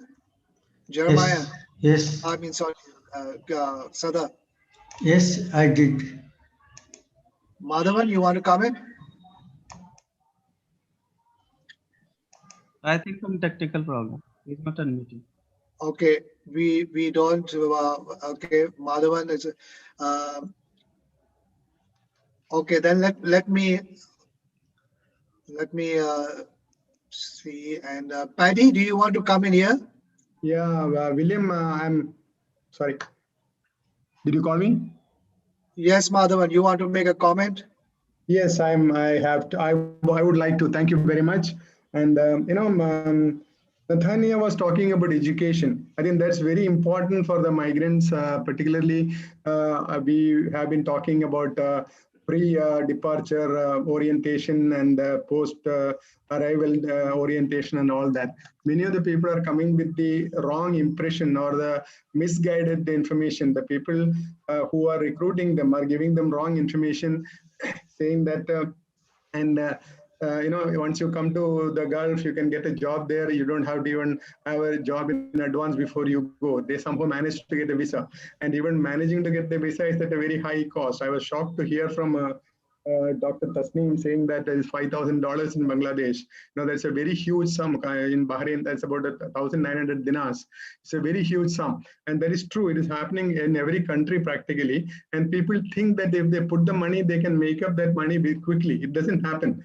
The reality is very different from what has been told to the migrants before they come. So it becomes very essential for the social organizations, civil societies to assist the governments or do on their own education program for the migrants before they leave the country. and they have no ways of finding out. Most of them, they don't even find out. I have found working with the even highly qualified people in the Gulf that they don't know anything about it. Even highly educated people are coming and telling me, no, I have paid so much money. I was told I get a visa when I come here, or they give their passport to the sponsor when they come to when they are landing at the airport, and they say, I didn't know. I thought I'm required to give it. And this is the condition of the people who are educated. And I can't call them educated. I think it was one of the great men who said they're only lettered, not educated. That's what happens to most of the people. If it is with the qualified people, what is the condition of the people who are uneducated? That's one. And secondly, okay, so that's a good point with regard to literacy and training for migrant workers. And that's important and I know there's a lot of that kind of programming happening at the moment. Let me come to Paddy. Paddy? Go ahead. Hi, William. Do you see me? Okay. Do you hear me clearly? Good. Yes, I think great deliberations from and interventions from all the panelists. I think it's a fired up discussion because, like we have been speaking in GCM 19 as well, looking at this contribution of these migrants and diaspora and trying to see how they channel up to all this, the point is sustainable development. And I think, Pedro and yourself have also brought us back to think about, what is important here, and the importance is sustaining lives. But before we do that, we really need to think about provision of the basics, the food, the health, the education for the children. And this is why people set out, this is the importance of why people set out before we even think about, how much do we have to save? How much do we have in terms of what we can put aside for investment? And I think we've had a very interesting back chat there with Sonia and the others as well, and Alvin as they were coming in. Pedro, again, thank you for the resources that were shared. Really, basically trying to understand that we cannot reach the diaspora, or we cannot reach the migrant client in the same way that we do as nationals. So our home countries as migrants have to treat us quite differently. They need to know that I cannot walk into the bank, for instance, and change my credit card just as a normal person who is at home does it. And the same applies for somebody who's walking in as a migrant. If I'm a migrant and I'm as a client, I may not be able to fulfill the KYC in the same way. So these more tailored solutions. So I actually wanted to bring it back to the panel and talk about, and I think we have heard from the others, what can we see more, in terms of much more tailor-made solutions that move away from the business as usual, because we're trying to use the business as usual for an unusual group, for a group of people that we may not have a lot of information in terms of credit rating and so on. And I think also maybe, William, something to say there about those sending countries and seeing the role they play in terms of the returns that we see. How can I, as a migrant, then access financial services back home? You have mortgage rates that are charging you exorbitant rates because they don't understand you as a client, but they still need you as a member. They still see you as an important part of the client base because you are diaspora. So I think, thinking a little bit outside the box remains critical for us. Thank you. Thank you. And now let me come back to the panel.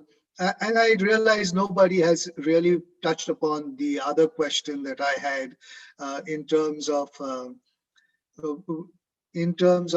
social remittances and the reverse social remittances, in the sense of how does this flow of remittances impact countries of destination. And I'm saying this largely because I look at that as the kind of as development in being holistic. It's not only the countries of origin that need to see development, it's also countries of destination. And how does, when you have such large communities from some countries of our destination remitting, what impact is that having in terms of social values, social norms, understanding of equitable societies and equitable world? How is this being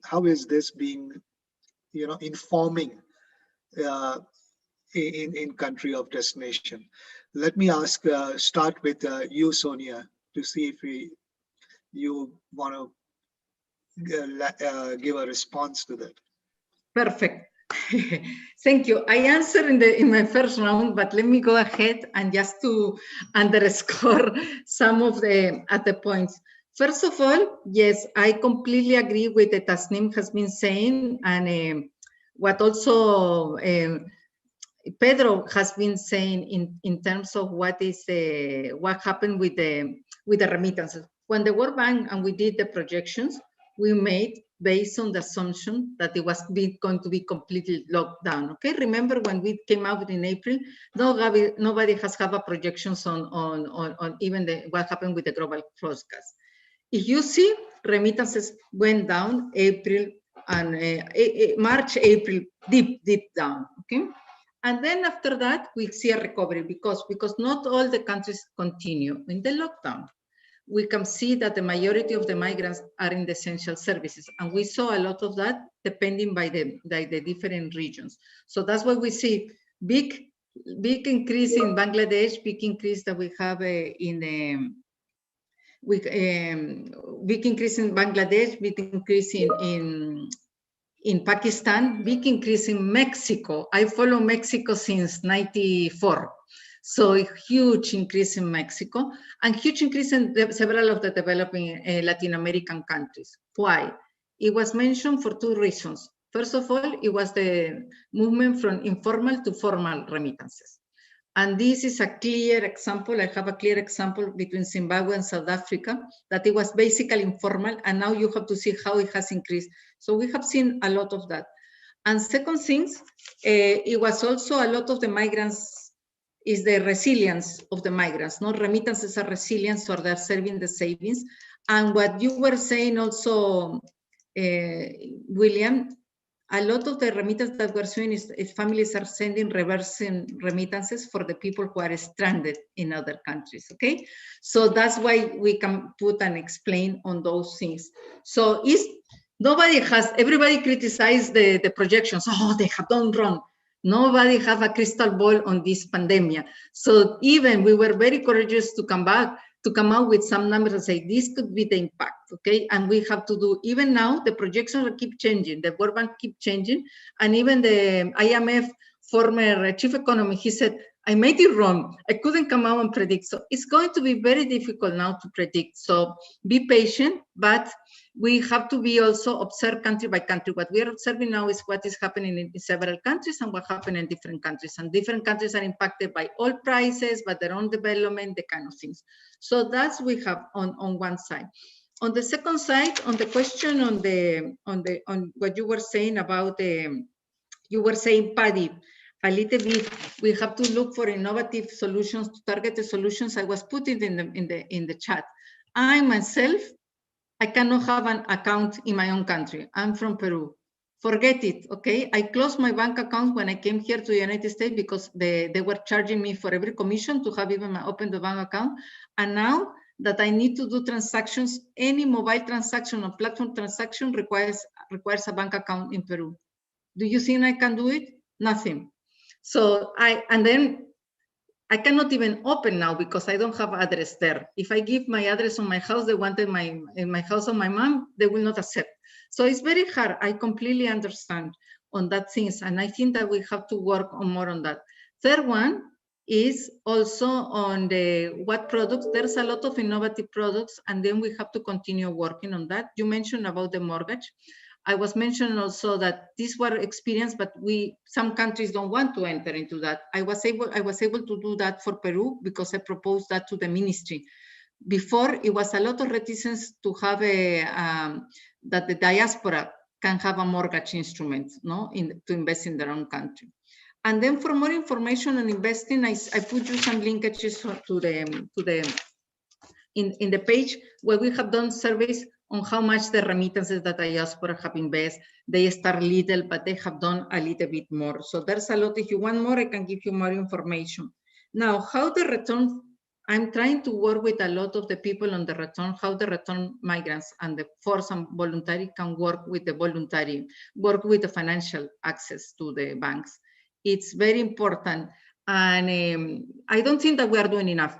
We have done some pilots, we have done some experiments, but I don't think that the banks are very eager to jump and to open some of these bank accounts. But I think in the countries that have a lot of representation, they were doing. I mentioned about Somalia, I mentioned about Kenya, I mentioned some of the countries that are being to be eager to work with their diaspora abroad. So then after that, I would like to also mention the collective remittances. There's a lot of knowledge, and that's why we are learning also for ODA, as I mentioned before, that a lot of the communities here in the United States, for example, El Salvador, or previously the Swedish, when they were, or Germans, they have transmitted a lot of the values, and the diaspora, Asian diaspora, Philippines, or even the Korean or the Chinese also have made a lot of the things thinking how they can contribute, not only in terms of products, but in values. No? Now, the diversity of the food in the United States is thanks to the diaspora. That's why you can find Chinese, Peruvian, different kind of things. And also in terms of the values as well, no? Because even on the products, pollo, what is called pollo, the pollo from Central America also is very famous and popular. But I think the most important thing, I think, in terms of the values is how we can establish this dual. So it's not the migrants contribute to the home countries, but also contribute to the host families. And don't forget that it's low and high skill that it contributes, and the values are changing. This was very clearly, for example, when it was the case of Ebola, the Liberia diaspora was in total contact with the local communities back in Liberia. And then they were learning also what was the disease. So you see that kind of things. And we are seeing also the same thing here for the COVID treatment, okay? There are exchanges of that ones. So, you know, for example, the ivermectina that is not accepted is being treated here, there, because there are different kind of things. So I think that we can do a lot on that. My only plea is, let's work on avoid exclusive contracts with the post offices. We are not achieving that on reducing the remittance cost. This is in detriment of the migrants. Let's reduce the recruitment cost, because we have seen all the discussion and we haven't moved on that on the Global Compact on Migration. And I invite you to, all of you, to the International Working Group in Improving Data on Remittances that we are doing, because there's no data. Finally, countries are doing, instead of quarterly, monthly data. But I think that some countries are doing weekly. So we have to have a clear statement, what is the data? So that will be good on that.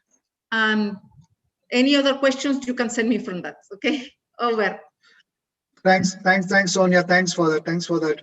But though I will still say, I think if we are ever going to get this right, countries of destination will have to accept in a very real way that migrants contribute to their development.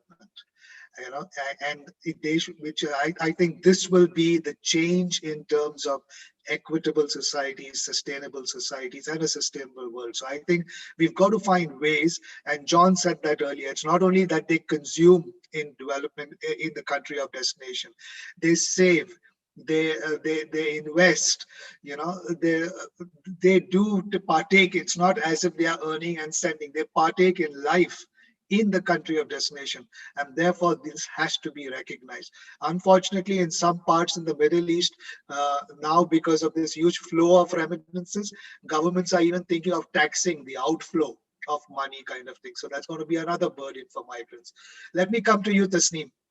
And Tasneem, you have been you've said a lot about how migrants have contributed to development, and you've raised a very critical perspective on government actually doing anything for migrants. I will ask you, we are in this age of, when we put it like that and we see how big migrants have become in development discourse, is it not also a very heavy burden on migrants to be, you know, in the sense of they left their countries because of little hope. Now we put this whole burden on them. You have to be involved in development as development actors, develop your country and things like that. What happened to government being responsible and accountable for creating an environment and infrastructure? We saw that in the Philippines earlier, it failed. But are we going to look at the privatization of development now with talking so much of migrants in development? Is that going to be the trend? What is the real role for government then? Tasneem.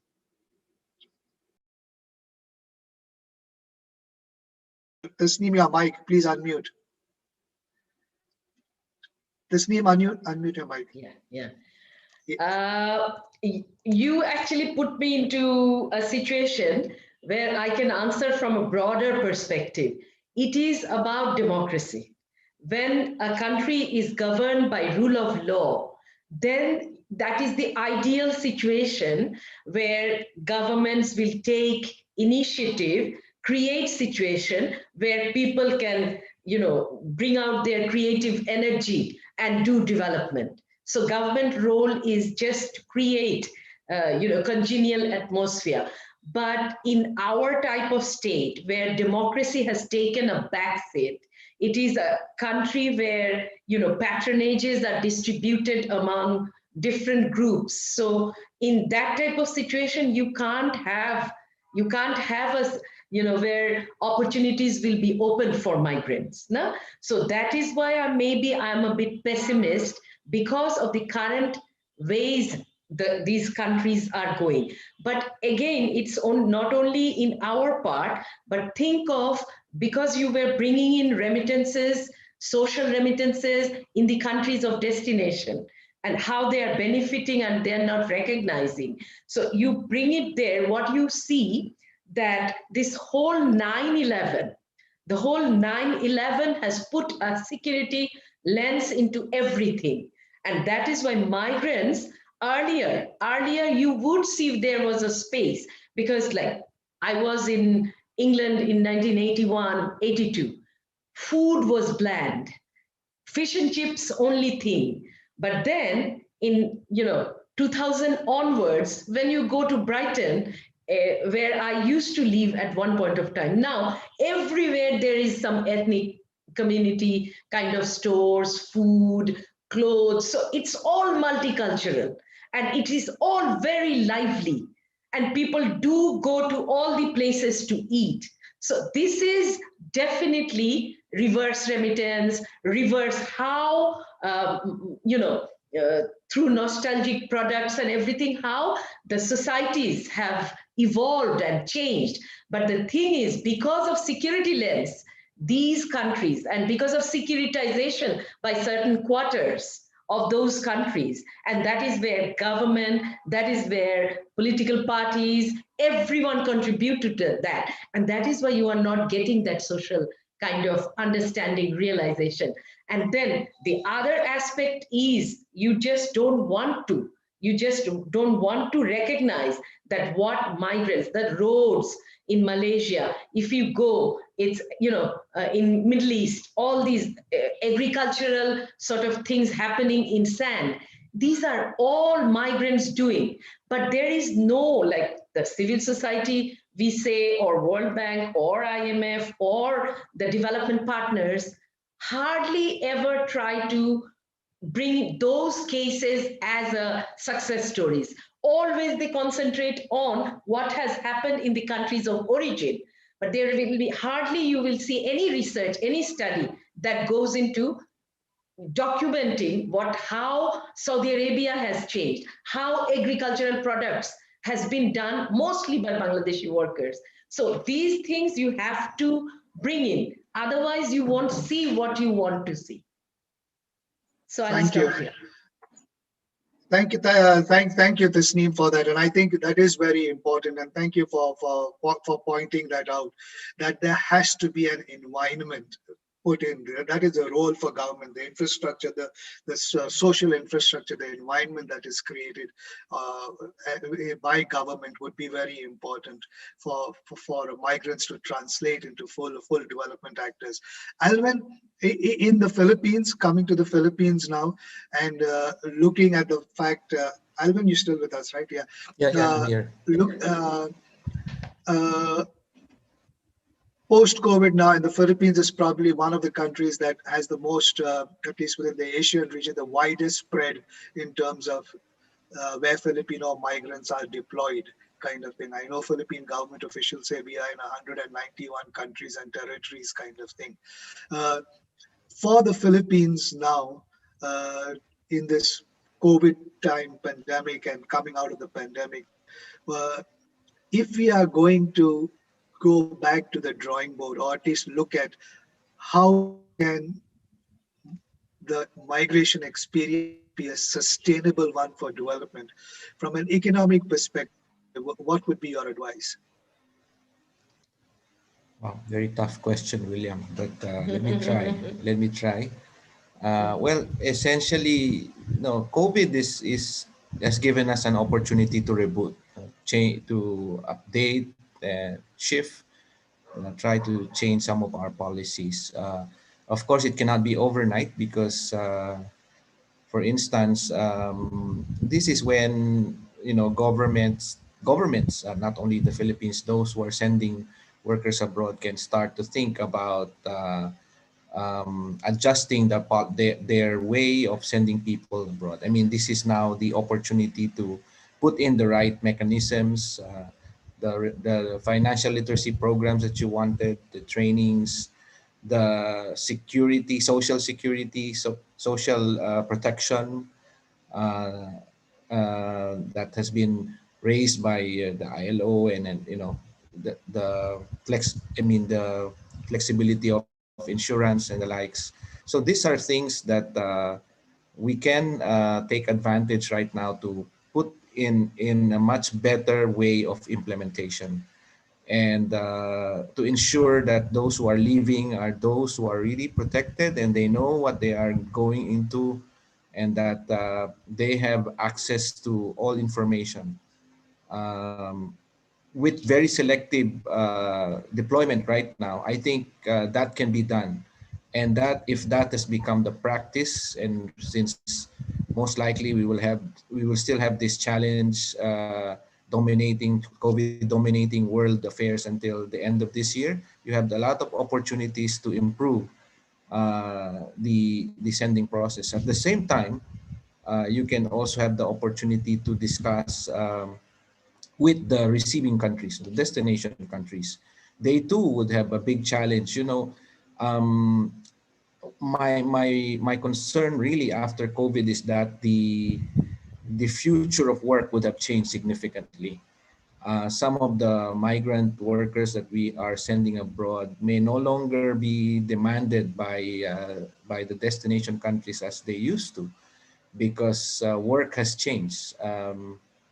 It will be more a combination of digitalization and a lot of work can be done offline. So I mean online. I mean, you don't have to be physically present. So the same number of people that we used to send and people other countries used to receive will not be the same. So I think this is also an opportunity for us to rethink the after the COVID pandemic, what kind of migrant work will be in demand, and how are our current number of people, or who among our people who used to work abroad can really go back. So this creates two kind of challenges. The first is they may no longer qualify and they may no longer be asked back by the destination country. So the second challenge there is how do you now integrate them into your own economy, considering that there's no work for them available anymore from where they came from. So this is like the challenge that sending countries have to consider considerably today. I mean, while we talk about the protection and sustainability of migrant workers and the remittances, we also have to think after COVID, the world of work will change significantly, and that would affect at least. I've seen a World Bank estimate about 20% of workers that lost their jobs in this pandemic cannot find jobs in the new environment. Thanks. So I think that's very, very important for us to think about. Thanks for that, Alvin, and thanks for saying. I think this is a moment for us and countries of origin to think and to see that things are going to change. And Raj has put a comment there with regard to the Middle East and the change in the type of economy that we are going to see. So it's a point for reflection, definitely. Coming then, therefore, to you, Jeevan, as you hear Alvin say this, it looked like Nepal was only beginning to start deploying. And now there is this call for rethinking deployment of migrant workers as a strategy. What would you think in terms of remittances and development now post-COVID? The whole, how would Nepal and how does Nepal need to look at its migration kind of program and see how it will translate that into a development program? What do you think is gonna would be some of the ingredients for the future? Jeevan? Thank you, William. I think just following up on the points that the previous speakers made. First of all, I would like to, I think, re-emphasize and relate to the point about the primacy of politics and policies, which is very important. We cannot ignore the role of the government here. And when we talk about the primacy of politics, we have to, as I said earlier, try to ensure that the structure, infrastructure, let's say, economic infrastructure, the policy framework, including the social safety nets, should be in place. And then I think one of the issues that we need to also discuss here is how we improve the internal labor market situations in our respective countries. Is very important because we've already seen in many of these countries, because of the huge informality, people are not attracted to the labor market. And there was reference about the clientelistic and patronage politics and practice in both in the labor market as well as in the public sector. I think these situations also serve as the adverse factors for pushing migrant workers or youths to migrate in the different countries. I think this also relates to the issue of to what extent or whether we've made progress in terms of integration of the returnees, as well as the new labor force that are coming every year in our respective market. So these structures need to be, I think we need to think comprehensively and broadly. Otherwise, some of these policies and interventions which are made and then implemented in silos are not going to work. We've already seen this happening in Nepal. Just to give you an example, the government came up with this the policy of providing certain subsidies to the migrant workers and the returnees. There was this policy of providing about 10,000 USD to the migrant workers. But if you look at, we've been talking to the migrant workers, and first of all, they are not aware about these policies and provisions. Second, even if they've tried, they have to go through these bureaucratic hassles and it takes ages. And then there is this whole issue of, as Tasneem was referring to earlier, about the patronage politics that hinders them to access these the provisions. So that's where I think that there comes the whole issue about the politics. So when we talk about the politics, it's not only about making our governments and the political actors responsible. I think there is a greater role of, say, trade unions and civil society also to be mobilized, one. And then I would say that since the trade unions and civil society, some of the civil society organizations have national-wide networks and the membership, I think they need to be politically active, but they have to also, and they have to basically work in the interest of these working class people and those who are in the lowest rung of the pyramid of the economy.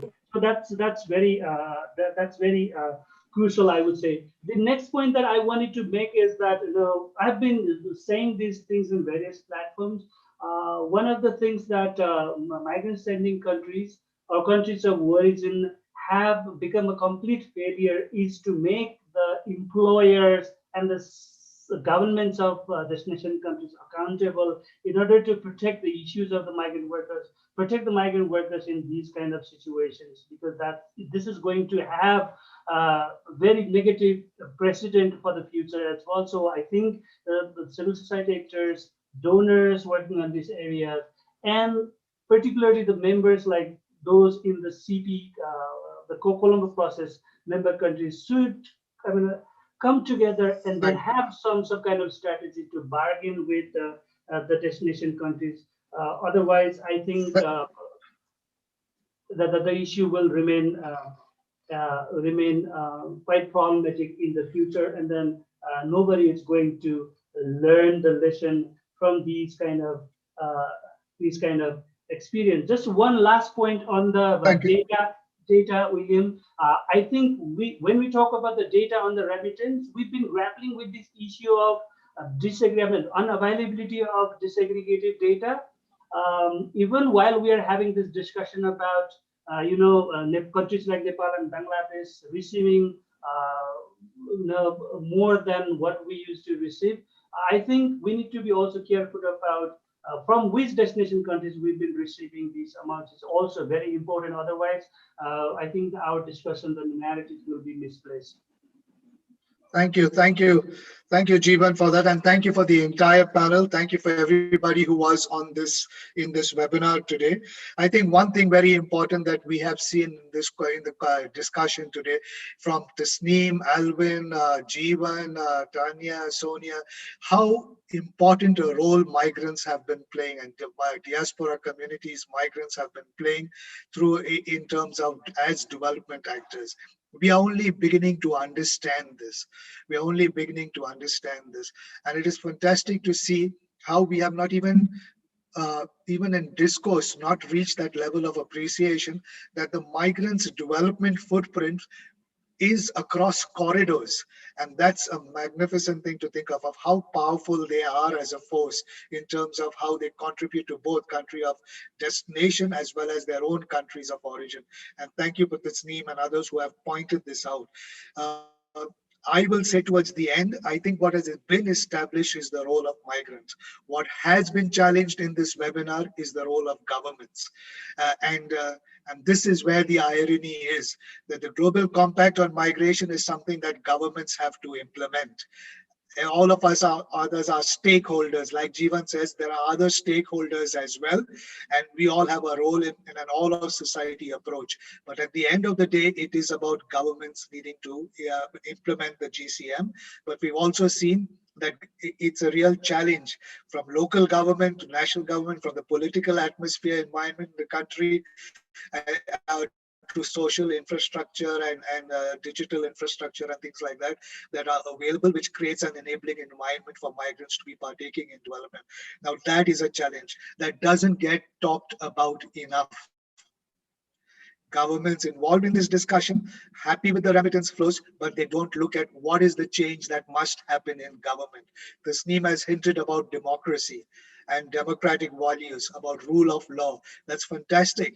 Let's, as we talk about remittances in Objective 20, let's not forget this story of the enabling environment for which governments are responsible and must be held accountable for. Because migrants are a huge potential through remittances for development, but we are only at the tip of the iceberg here. There can be much more. So thank you very much for pointing that out, for bringing that out, and for examples that were given in this webinar today. I appreciate it. I think we have learned as well and understood some of these things from a different perspective today. Thank you so much for that. Thank you to everybody else who was on this webinar as well for the input in the chat box and the comments. And we look forward to next week with Objective 21. And we have got a little way more to go for those who have been continuing with us. Thank you so much. Thank you so much for everything. Goodbye and have a nice rest of the day. Thank you. Thank you, William. Thank you. Thank All you. the Thank you. best. Thank you very much. All of you. Wonderful. Thank you, everyone. Thank you. Thank you. Thank you. Thank you. Thank you. Bless you. Bye-bye. Be safe. Bye.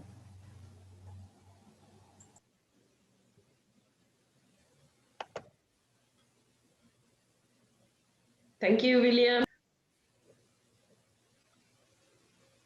This name is left.